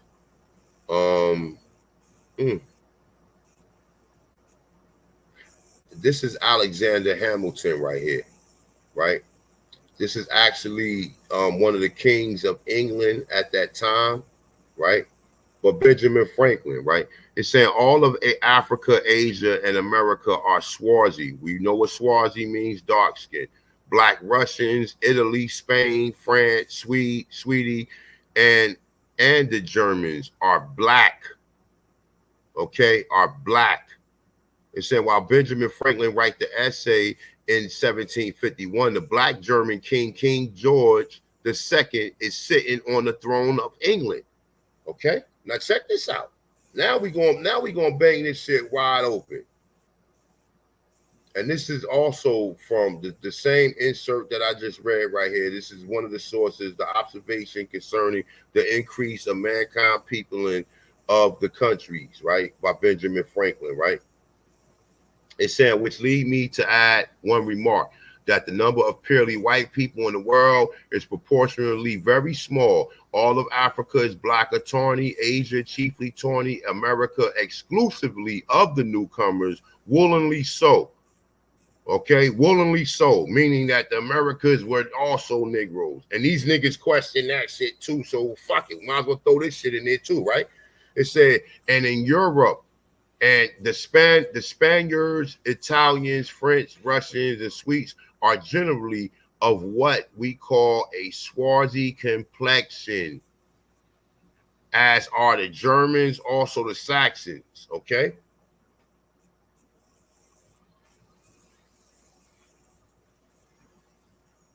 More images. This supposed to be King George III.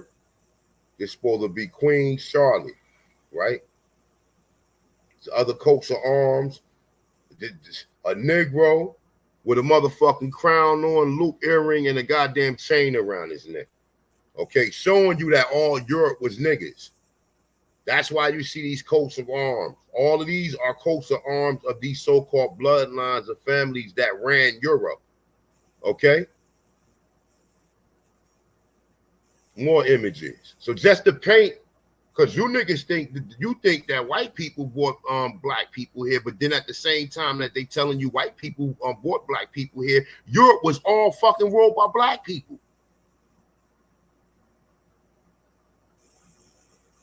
So you got to use your fucking brain, my dude, at this point in time, my dude. Because if this is in 1856 and the fucking king is a goddamn nigga, so that would mean in 1492, the people who came here, or if they came here, because I don't believe that shit neither. A lot of these people are returnees or part of the greater empire that extended from the Americas throughout the rest of the fucking world that most people don't understand. So this is tapestry, the wild men and the so-called Moors, right? So it say the storming of the castles of Moors on the left arm with sticks and stones and clubs, and finds five tall white men attack the castles filled with wicked, now they say wicked little blackamoors. Okay, now you see the image right here, right? The people in the castle are Negroes, and these people are being attacked by these so-called white people right here. Okay, I didn't really want to get into it because I'm running out of time. More images of Negro so-called bloodlines that ran Europe at the same time where these niggas is telling you white people came here. Let me see if we still rocking, man.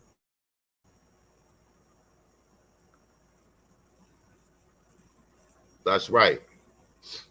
That's right. So now we got to take in consideration if black people was running Europe at the same time that you claim white people brought black people here, but we finding out that black people who ran Europe was bringing white people here. And let me just put this in the consideration, right? Too, right? When these people came back here, right? They had to go through the Mama Namatok, nigga, who was the chiefs of chiefs. Ain't nobody just pulled up on this land and just did what the fuck they wanted to do. They had to get our blessings in order to come here and bring these people here. So ain't no Europe had no dominion over anybody in America. They came here with their hands put together like, can we please come here and set up shop? And niggas like, you know what? We're going to get back to you in 2 weeks. But for the meantime, you can't step foot on shore. We're going to leave you out there in the ocean, and you niggas going to have to sleep on the boat until we make a decision on what the fuck we going to do. This is what was going on here. Don't let nobody sit here and tell you anything else. You find out all of the presidents are Negroes. We find out the nigga who made the emancipation population are Negroes. And we're going to soon find out that these 13 colonies, right? We're going to soon find out more Negroes wearing kings. And this is going on at the same time when you think white people came here. So if the motherfuckers who brought white people here was Negroes, what the fuck are we talking about that black people own white slaves, nigga? Are you fucking out of your goddamn mind? Let's continue, man. Let's get into this shit. All right, so look. It said on April 10th, 1606, according to them, this is their chronology, which I have a lot of doubts about, but let's continue. The Virginia Company of London was granted a royal charter by King James I, awarding it a large tract of land in present-day Virginia. Now, some people will argue and say King James was in America, right? King James was in America, and all of these stories about this chief shit is bullshit because we actually had kings here. See that a lot, the chief shit, chief is synonymous with king, right? Meaning ruler, right? But when they give you the initial or the understanding of a chief, we going back to what the whole Indian narrative, and they never tell you that it was kings in America. But we do know that the crown was in America first. Well, let's continue, right? So it's saying awarding tracts of land in present-day Virginia, Delaware, Maryland, with the object of colonizing the eastern coast of North America, which they could not colonize nothing. This is just taken out of proportion, but let's continue, right? Read this, went through this right here. All right. Let's go here. King James the Fifth or King James the Sixth and first, right? So it's saying this is what the research of the Negro question, part 6. This is Lee Cummings' work again, right? It's saying the 13 black colonies proclaimed in part 6. It's saying I give the timeline in which the black Scottish colonists arrived in the colonies. The black Scots begin arriving during the reign of the black Jacobite Scottish kings, King James I of Scotland and England, King Charles I of England, King Charles II of England, and finally King James II of England. Make no mistakes about it. These are swarthy black Germans. And he talks about what Benjamin Franklin said, right? It's another source, right? This is from the New College Library of Edinburgh of UK. And I say, I know that the image of King James can be a little confusing because of Western education, but the truth is that but this is the truth that is known by the rich and the elite of the world. The reason I paraded all the English historians and professors before you, I got into the bow of this book. I had to get your minds ready to receive the truth. King James came from a long line of black Scottish Stuart kings, okay? 343 years of rulership in Scotland, okay? It's saying the Stuarts were not only ruled in Scotland, but they ruled France, Spain, Ireland, England, Britain, the Wales. King James was able to rule all of these lands because all these people were Iberian black descent. Now, Iberia is the Mediterranean.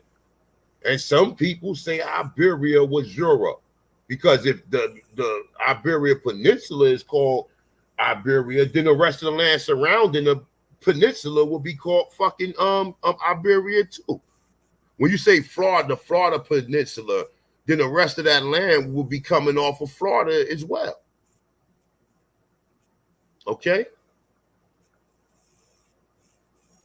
13 colonies. We already know New Hampshire, New York, Massachusetts, Rhode Island, Connecticut, Pennsylvania, New Jersey, Delaware, Virginia, Maryland, North Carolina, South Carolina, and Georgia. Right? We don't need to go into that. We'll go into some more of this. All right. So this is the Duke of York of Albany, King of Scotland and England. It said the image of Duke of York depicts him as a black Scottish king. Okay. Let's keep it moving. Once again, this is more information from the Negro Question, Volume 6 by Lee Cummings. Okay, he talks about Black King James again, and he talks about all of the so-called kings, which I'm gonna break down in a minute. And these, let me see something. Hold on one second. All right, so this book includes the eyewitness accounts of the leading European historians and scholars, such as Benjamin Franklin, which we already said he was black, and some of these other people were black too.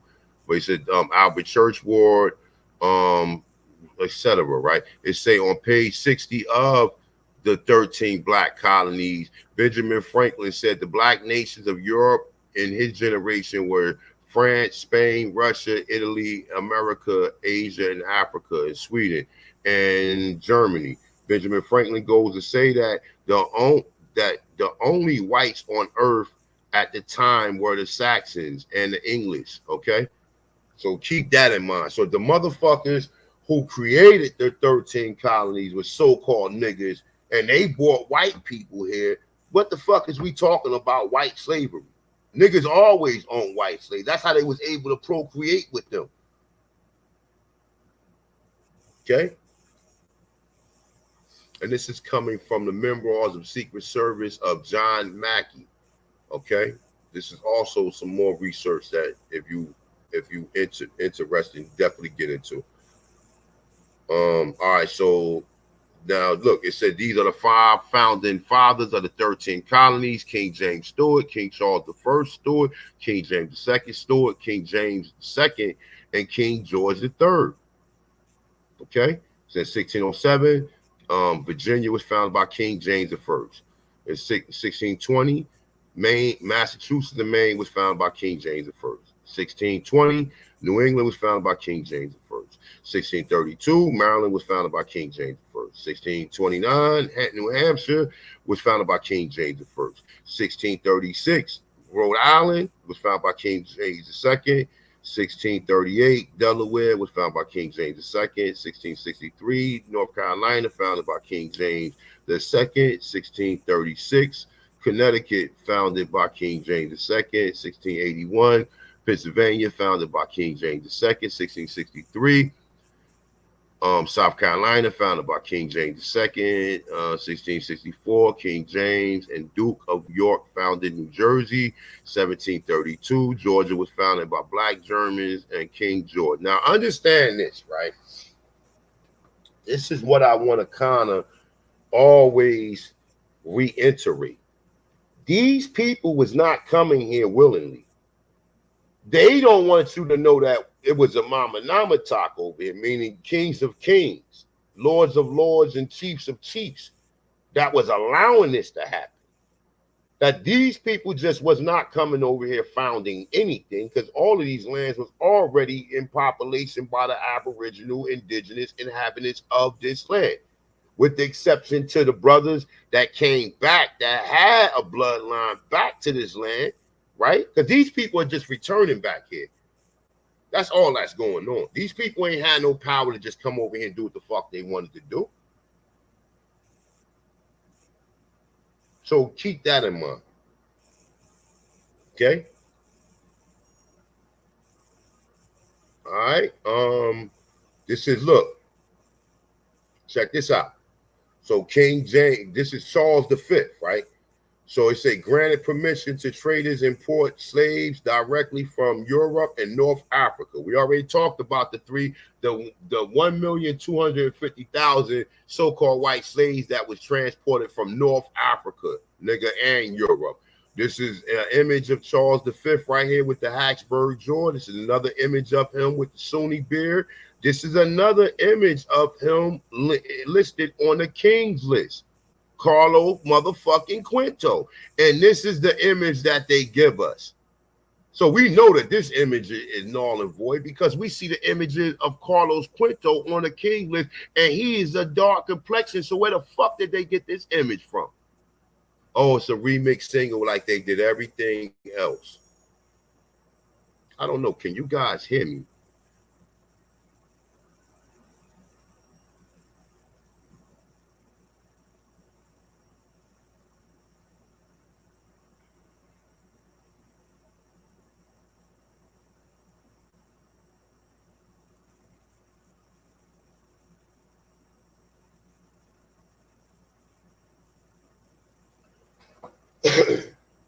So look, check this out. And not a coincidence, get a fucking life, nigga. The gig is up, nigga. The gig is up, nigga. The gig is fucking up, nigga. And we know that you are on the motherfucking payroll for the agency.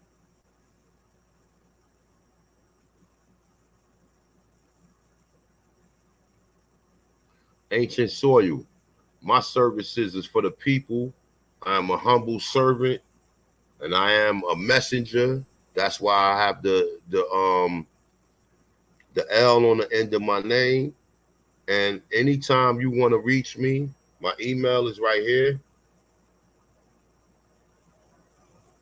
You can reach me at chiefatanchan@al.com, and I'll be more than willing to share my information with the people. More than willing. Okay? So now look. So now, if we already established the fact that white people was born here, we already established the fact that black people was buying and freeing white women to have to have as wives. We already seen black people sleeping with white women and birthing children, right? So we already seen all this. Now with the add of all this, we find out that the 13 colonies was developed by so-called black men. So how the fuck is you sitting up here telling me that black people did not own white slaves? It's evident at this point in time. It's 2 o'clock. I got about 30 more minutes before I get into it, before I get up out of here. All right. So we know what King Charles V looked like. Okay. We know that this ain't him right here. But your man, not a coincidence, and these other Pan-Africans, but they would question that this is King Charles V, and then they will try to reiterate that this is what he really looked like. Now, if that ain't a motherfucking sellout coon, if I ain't never heard of a motherfucking sellout coon, why would somebody be that invested in white supremacy to tell you that Charles V was a motherfucking white man? That sounds like a motherfucking narcissist nigga who has a fucking agenda. That sounds like a narcissist nigga who got a fucking agenda. Period.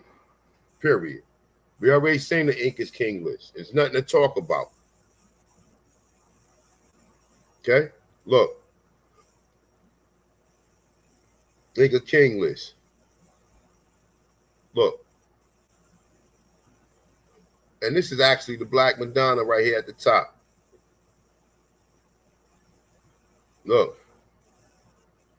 and you see how they lighten them up as they go. Now, all of these are all Aboriginal, melanated, copper-colored, complex people right here, right? Now, more information, right? This is the Doomed Devices. This is the papal bull that was issued on June 18, 1452 by Pope Nicholas V. Okay? It say it is authorized by Alfonso V of Portugal to conquer the Saracens and the pagans and to put them under perpetual servitude. This is Alfonso V right here on the fucking horse with the cross of Santiago on his so-called cape. Okay? So if the nigga who was ruling all of this shit was Negroes, what kind of conversation are we having? Are we teaching these people, or are these people taking away from us learning? By us even entertaining these people? We shouldn't even be entertaining a motherfucking peon like not a coincidence. We shouldn't even be Jewish. We shouldn't even be entertaining this guy. This nigga is a peon. Why would we be entertaining a nigga who is so bent on having you think your people were slaves and having you think of it from an inferior mind state? This is superiority right here, Money Grip. See this? This is what superiority looks like. The 5 black founding fathers of the 13 colonies, nigga. This is what superiority sounds like, right? Superiority is this right here. Excuse me, women, I ain't trying to be lewd.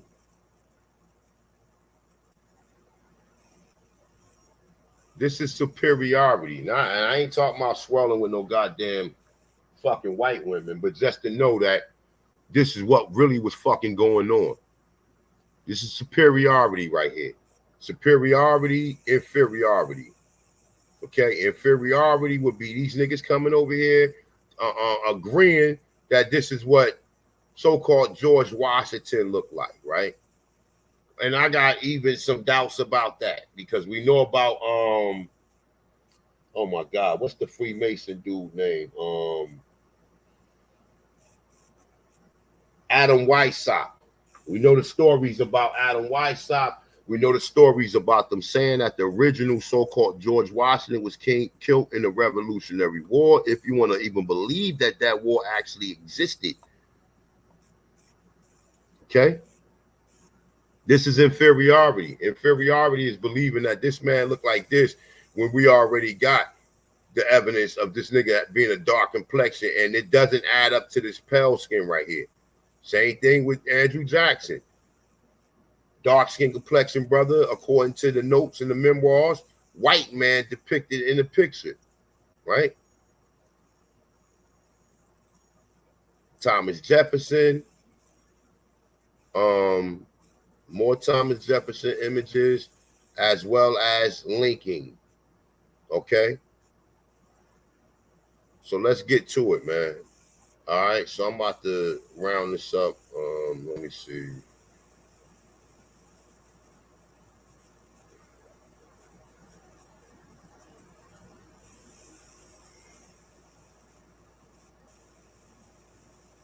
And look, these are the people who took your place.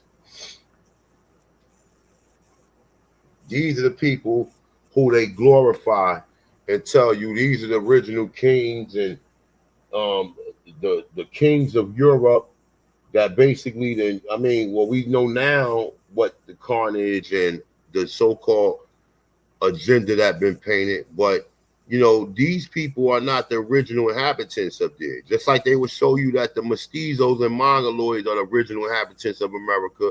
And then even with the word America, how they did the remix single saying originally applied to Aborigines or copper color races, but now apply to Europeans. So we see that they did the remix single all throughout history and all throughout the fucking world. We already know.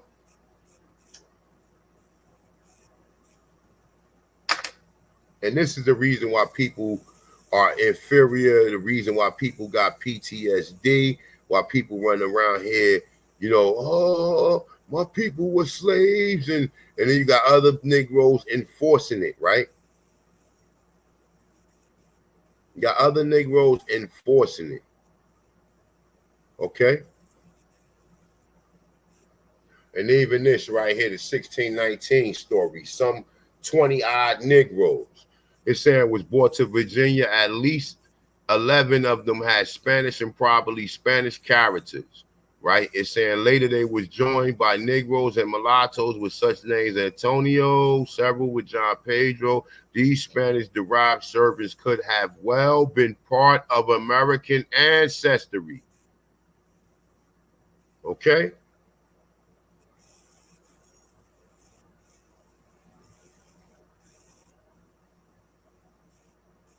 You already know, I already touched on this, but just once again, Black and Indians came to own and abuse whites in Virginia in such large number that in 1670, the House of Burgess legislature proclaimed that no Negro or Indian, though baptized and enjoyed their own freedom, shall be capable of purchasing any Christian. Now remember, Christian doesn't sum up to being white people.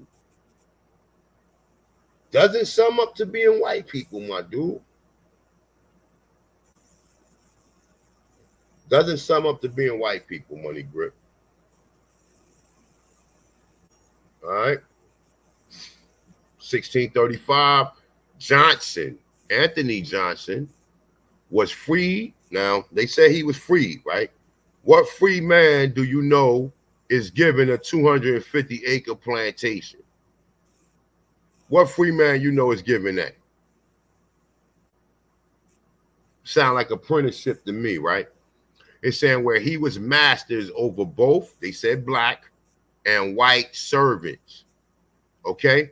White servants to me is slaves.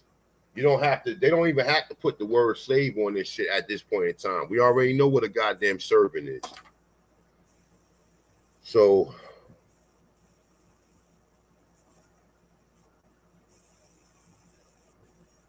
let me see. I already kind of went over this right here. Matter of fact, you know what? No, I did not. This is a declaration. This is a white declaration of independence. Let me blow this shit up before my eyes fucking go. Oh, shit.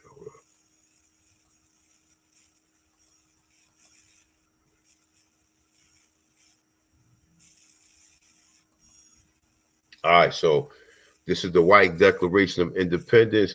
We undersigned citizens of the city of Wilmington and the county of New Haven do hereby declare that we would no longer be ruled and will never be ruled again by men of American origins.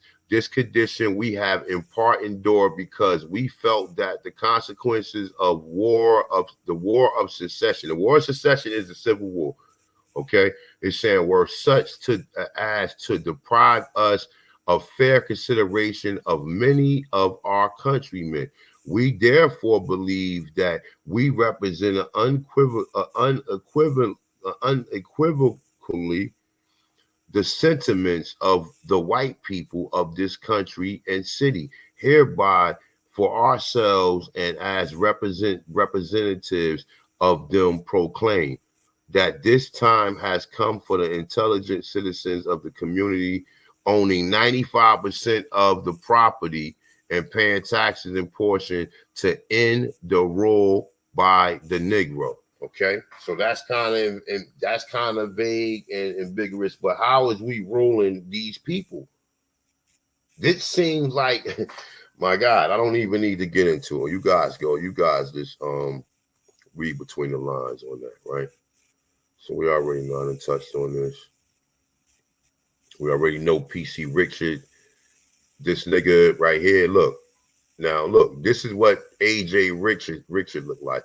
So see Richards and her son PC go above and beyond these other 6 slave owners by owning over twice as many. The widow and her son operated a large sugar plantation together and owned more slaves than all other black slave owners in Louisiana in 1860, topping off at 152. So we know PC Richards' family lineage was Negroes. Okay? We don't need to go into no more. This is, y'all already know about O.J. Dunn. If you don't know about him, we get into that at another time. Matter of fact, well, Oscar James Dunn served as Lieutenant Governor of Louisiana during the era of Reconstruction and was the first indigenous American Indian to act as governor of a U.S. state. In 1868, Dunn became the first elected indigenous Aboriginal Indian lieutenant governor of the U.S. state.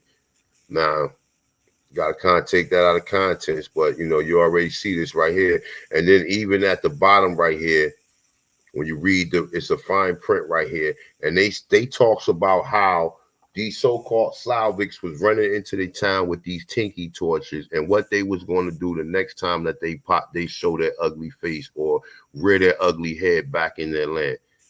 Okay, so you gotta kind of read between lines when it comes to a lot of this history. All right, so I think that's about it. I don't need to go no further into it.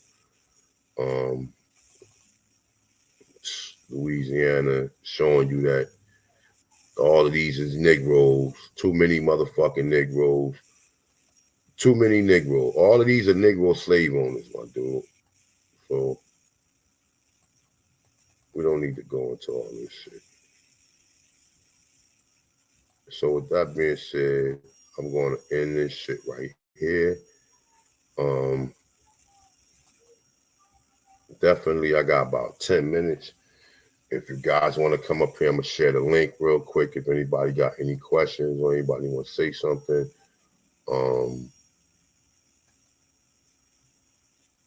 So hopefully you guys enjoyed it.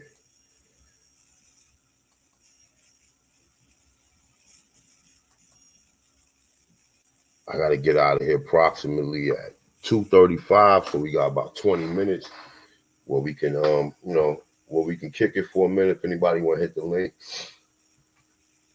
If not, I'm going to slide up out of here.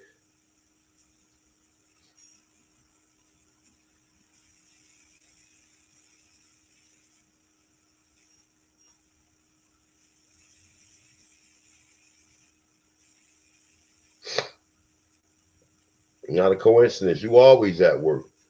When you on any of these Aboriginal channels, you're getting paid. You must be somewhere standing on.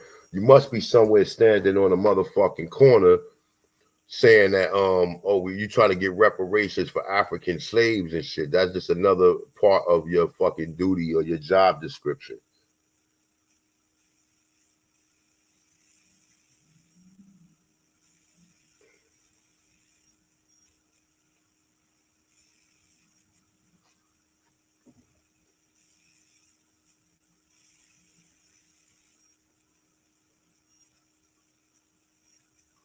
Yeah, that nigga ain't at working no police. That nigga worked for one of the agencies.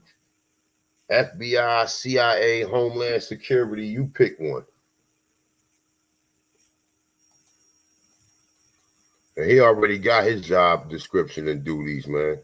Shy One, I hope you gonna come up here with a something credible, man. Like, what's up, Shy One? It was good. It was good.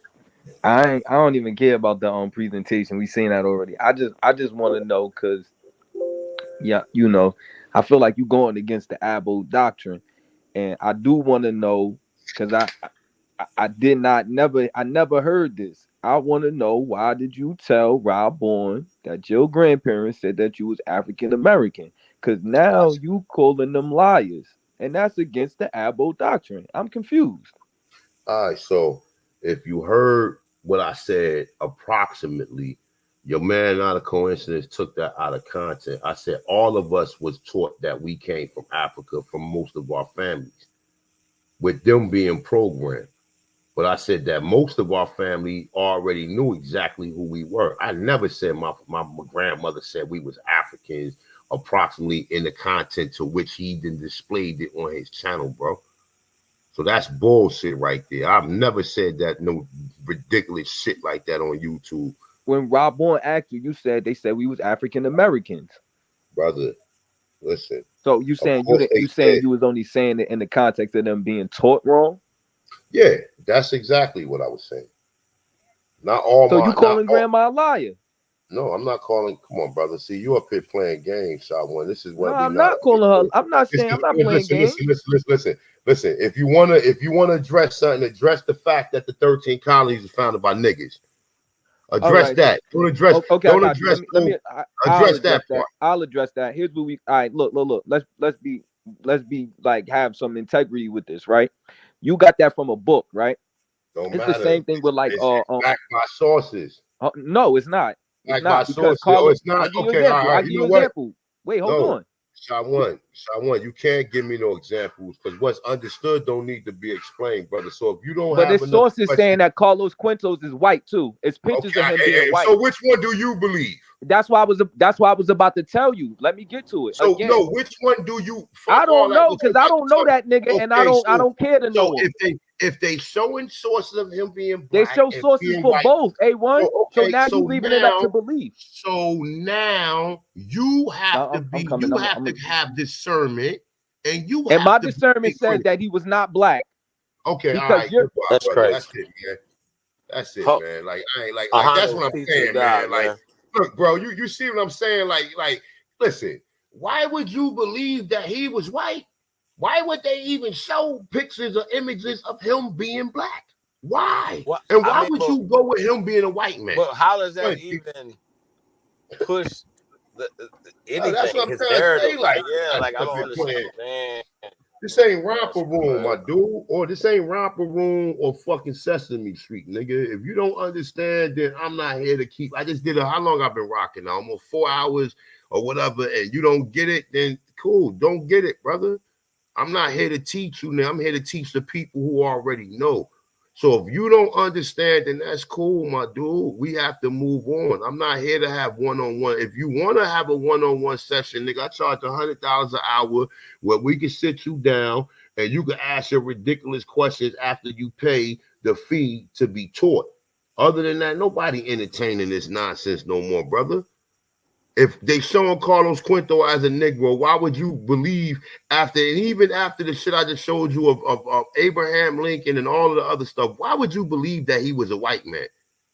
Because you niggas don't have no interest in enlightening or getting your people out of this inferior mind state. You niggas want to keep us here, and I don't know what's our reward or what you gaining from doing that, but at the end of the fucking day, the shit just don't make no goddamn sense to me. Go ahead, Chief.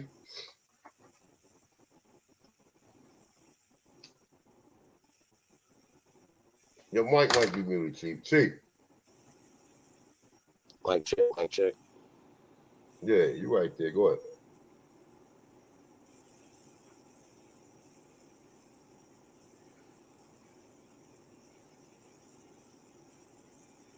It's a Chief come back. Lucky, what's up, bro?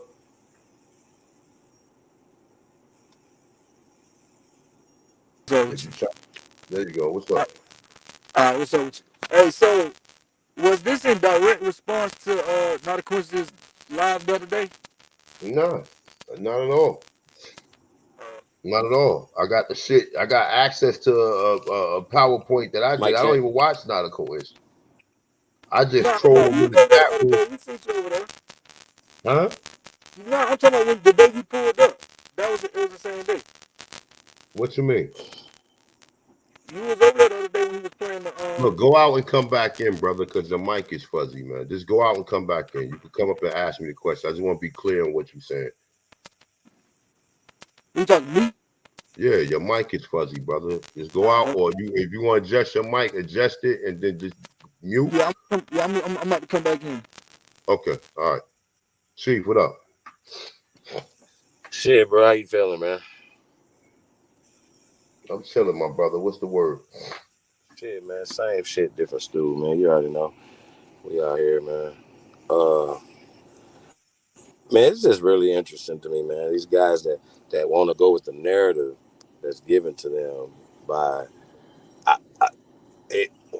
dude say he don't even talk about reparations. Facts. You don't talk about shit that needs to be talked about by the people, man, which is very interesting to me. Y'all understand what I'm So would saying? you say, so Chief, so would you say that he really don't have no interest in trying to get no redress of grievances or no type of remedy for his people? He just wanted them people to live in a falsehood that his people came from slaves and they was dragged across the ocean and put on these plantations, right? At this point, if we don't know what counterintelligence is and the ghetto informant program, the Black Project, we don't understand what that is right now, how it is absolutely pandoodleism across the board. We're not about to go back and forth with y'all. So all this black talk, African talk is Asian talk. Now, at this point, they don't want to know because they don't want to do the research on it. And so that means that they want to keep their head in the sand and their asses up in the air. You know, no diddy. Yeah, man. Like I said, bro, I cut that shit short. I don't even have them type of conversations. We're not here for them. They're here to distract us from something. Clearly, you're here breaking down shit. When we talk about just even the terminology, black and white, right? Try this in y'all real life.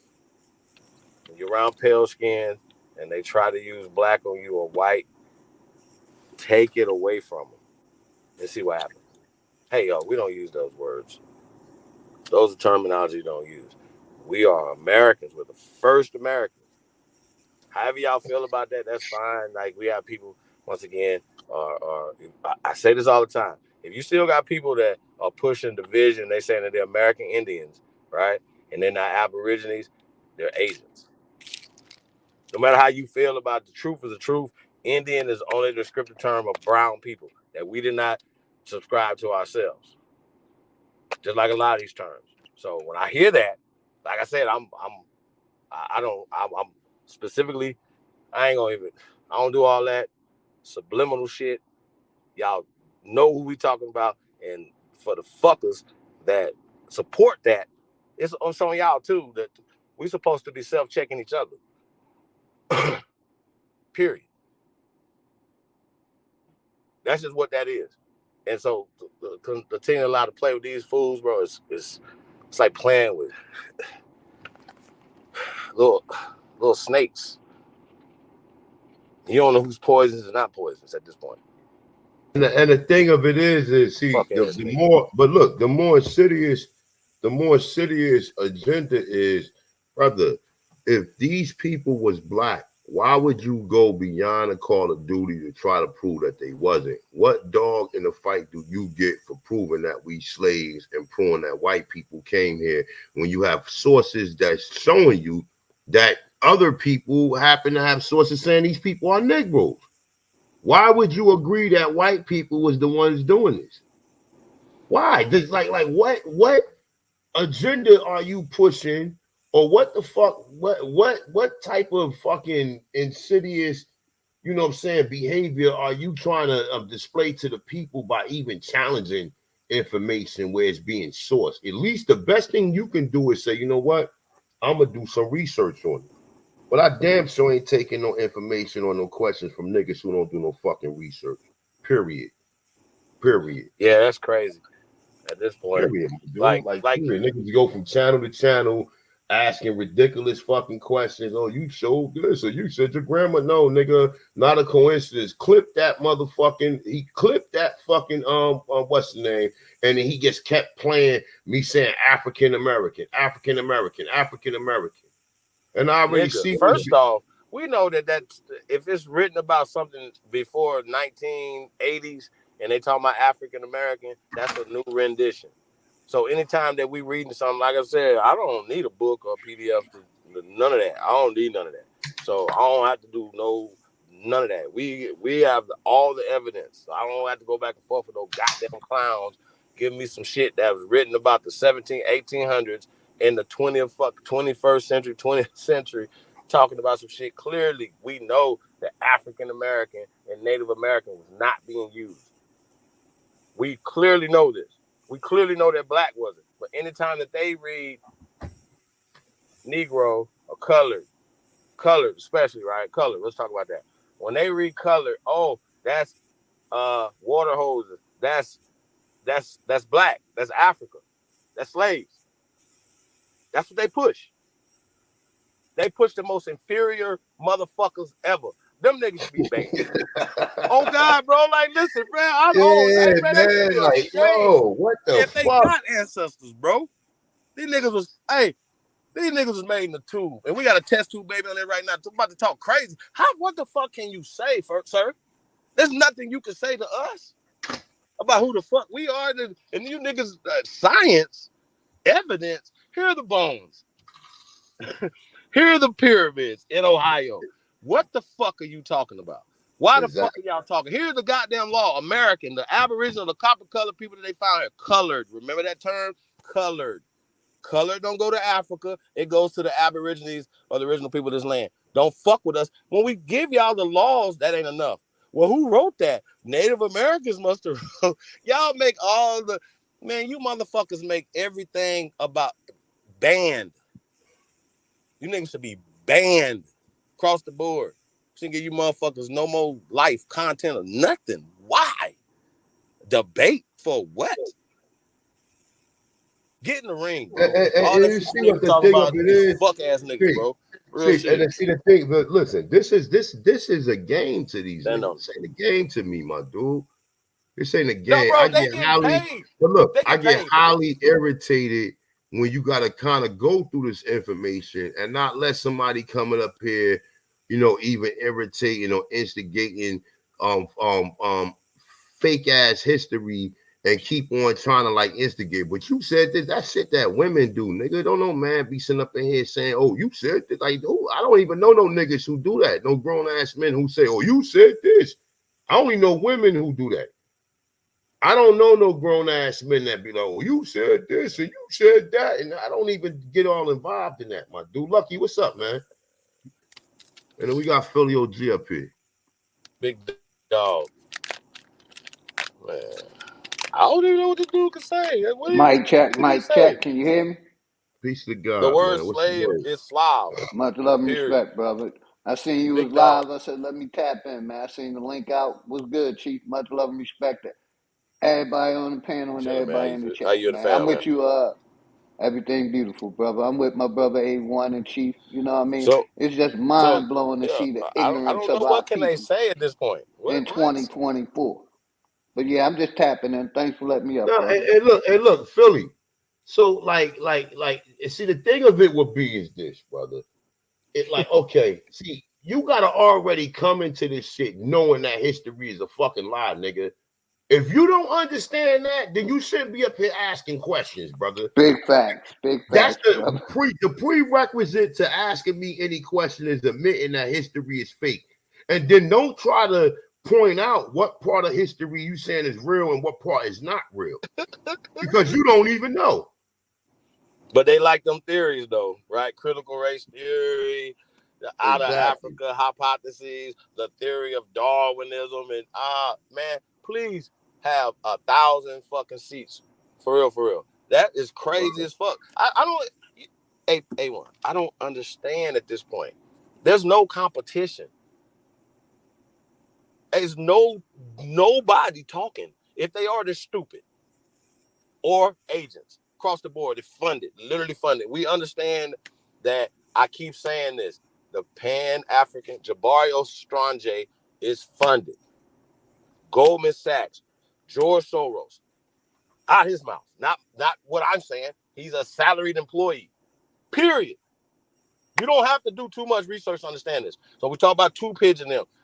Employees. Funded. To come on here and talk. A1, I seen y'all reaction to that. That's crazy. Bro, he should be embarrassed. What you talking about? Turtle Soup. Turtle Soup should be embarrassed. The shit that brother's right and exact. Are you fucking serious right now, bro? Like, yeah, man. That's the craziest shit I ever heard in my life, bro.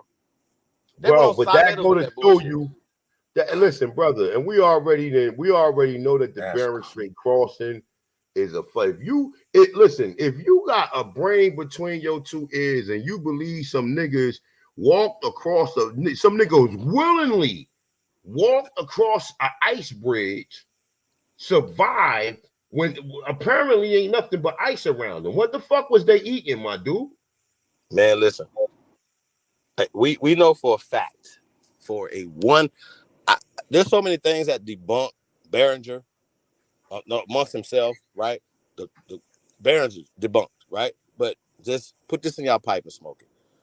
People were circumnavigating this fucking planet for tens of thousands of years prior to what they're calling the fucking Ice Age, during what is called the fucking Ice Age, and after what they're calling Ice Age. You want to know how I know this? Y'all don't know how I know this? Science. There's scientific evidence to prove that we were sailing boats that were created here in the Americas and circumnavigating this fucking planet.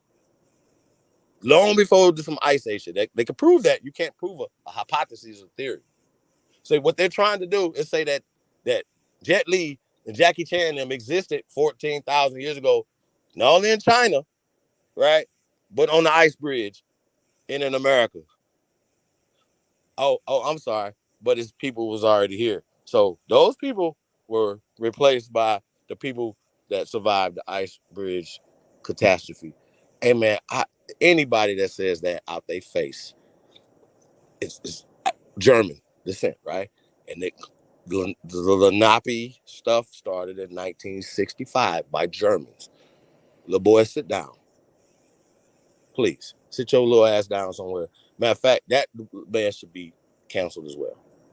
Come up here and talk about some pale skinned people that's writing exact, bro. It's crazy. Turtle Soup, it's crazy. I don't even know what to say to that. That's crazy. Just like anybody else running here talking about they Indians and not Aboriginal, it's crazy. If you ask them what Indian mean, they don't know. So I think y'all better sit down somewhere and stop putting all this misinformation outside. That's the only reason why I'm addressing it. I don't even care about the little petty shit. I don't care about that. Mm-hmm. Fucking rats.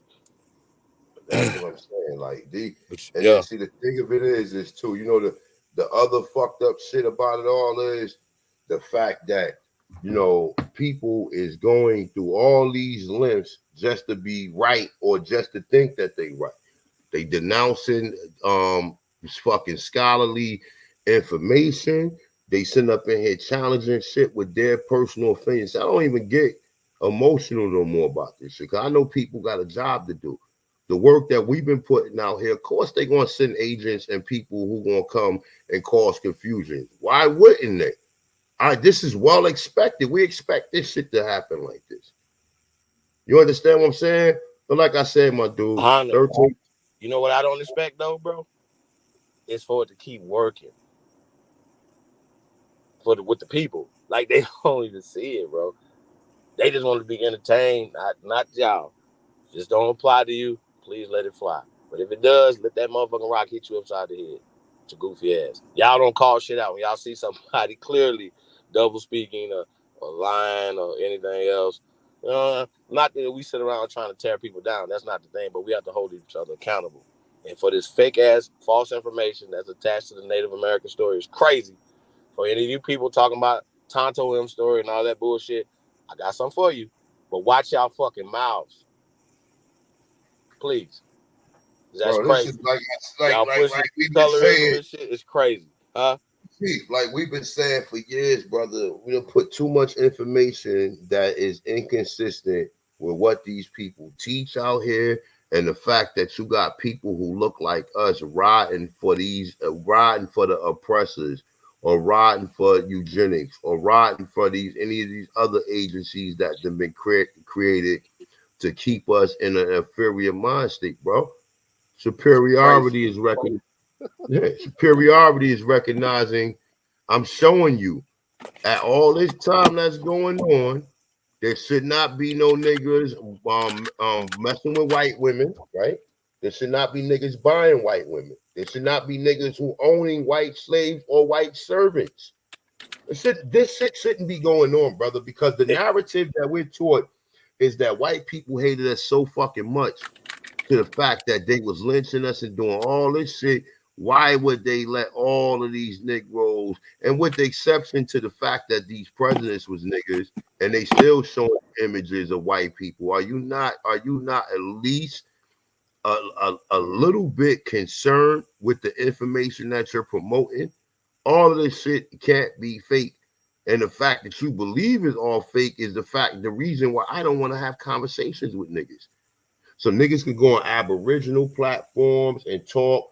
Niggas ain't gonna do that shit here when I'm doing mine. And you already know if I'm on a panel and I have a say so in it, you're not gonna come in and do that because we here to teach our people. We're not here to teach y'all.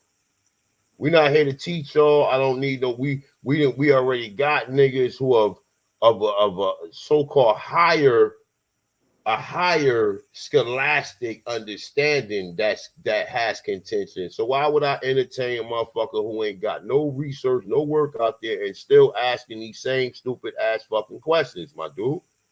Yeah. Other people may entertain it. I'm not entertaining it, my dude. I have no reason to entertain any of this foolishness, bro. It's either you believe or you don't believe, and if you don't believe, sayonara, have a good motherfucking day, nigga. That's it. Nothing else to talk about, bro. Not from this point, not from any other points from here on out. I would no longer entertain this nonsense, especially if it's like motherfuckers showing you sources and you're still asking these redundant, ridiculous ass fucking questions. Because obviously we're not on the same level. Why would I go play basketball, or why would I do anything like when I'm competing against people who obviously don't know the basics of it? Right. That makes your game worse. Like motherfucker tell you play basketball with bums, that make you play like a bum. If anything, you go boxing, or you want me to go box somebody who I know I can beat up and smack around? Like, how am I gonna get better by having someone that ain't even challenging me? These questions that niggas asking are questions that they just don't know. Or if they was the flip side of that though. That's why you over whoop them, you over beat them. Shouldn't have fucking came out on this fucking court. Shouldn't have fucking came on this fucking stage. You shouldn't have never did it. So you over whooped their They done got over whooped for years, Chief. At this point in time, the people that's listening, that's why I was telling people in the chat room, man, don't even entertain these dudes, man. We dropped some heavy shit. You know what I'm saying? This is a bill that, you know what I'm saying, I could have did it as a pay-per-view, even though I already did a debate on it. But this is a pay-per-view. I'm doing this shit for the people 4 hours for free. Because I said I was going to do it Sunday, but I had some other obligations that I had to kind of adhere to on Sunday. but I did it today. So at the end of the day, man, definitely, man, take the information. This information is to make you superior, not to make you inferior of other inferior. Because if you teaching that your people were slaves, then you are of an inferior mind state, and you're in no way, shape, form, or fashion here to help the fucking people by challenging people who putting this information out there and thinking that this is about scholarship. This is about scholarship. That's some word that's made up by eugenics, man. And like I said, all of this shit. And if you can't see between, or you can't think between the lines, and you still out here talking about your family was slaves and white people was the fucking oppressor, do you know how that sound, bro? Even when we showing you evidence that white people were slaves, and you're still pushing that these people oppress your people, my dude. I don't even want to be around nobody talking that shit. So I got to stop, man. I gotta go pick my daughter up, man. With that being said, man, peace to the gods, peace to the goddesses, man. Hopefully you guys got something out of the information that was presented without any so-called without nobody coming up here disrupting the conversation or disrupting the information or whatever. And like I said, when I get back into original form and I got time, I'm going to do more bills once again. So it's like, you know what I'm saying? At the end of the day, man, just everybody, you know, definitely remember, this is a motherfucking crime scene. This is a crime scene, and we're going over the crime scene. We're going over the information. We're not sitting up in there going with their narratives or whatever. We're looking at the information, and we're seeing how it applies to us, and you know what I'm saying, and how we can benefit from knowing the fucking truth. So with that being said, man, peace of God, peace my brother, Supreme Chief Holiday, peace of my big brother, Philly OG, and shout Much out to respect, brother. Thank you for letting me on, indeed. Chief. Everybody in the chat, much love and respect. Enjoy your day, brother. But shout out to everybody, all of the Aborigines, the Guards, the Indians, the Moors that came through, that's in the chat room. You know what I'm saying? Definitely, this information is for y'all. So with that being said, man, love you guys, man. You know, definitely stay vigilant. Do not let these people Love you come in. back, brother. You know what I'm saying? Don't let these people come in your space, man, with this nonsense, bro. Because we already got $1 trillion industry that's pushing this shit and that constantly keep for every Negro that we liberate, there's another Negro, like not a coincidence, or like Sha One or any of these other dudes out here that don't want to agree with what we talking about. So, like I said, like every one person we liberate, 2 or 3 more of these motherfuckers is born. So understand that the fight, the information war that we've been out here, but I'm not, like I said, other than people, if you're not willing to have a debate, and some of you niggas ain't even on my level to debate. We told you where you gotta start. You gotta start at the bottom, the sub level, nigga, the basement, before you can even come to the motherfucking penthouse. You don't jump straight from the basement to the penthouse, nigga. That's not the way it works. So with that being said, man, peace to guys, peace to goddesses, man. Shout out to everybody. Everybody enjoy the rest of the day. It's nice outside. Go out there, go get some of that motherfucking sun, and go have a good one, man. Until the next time, shout out to A1s from day one. Shout out to the God, the goddesses. Shout out to the Indians and Aborigines, North, South, Central, and the conjoining islands. This is your brother, Hano L, or Hano Kiel, A1, or Thompson. With that being said, peace to the gods, peace to the goddesses. Peace. Peace, brother. Enjoy.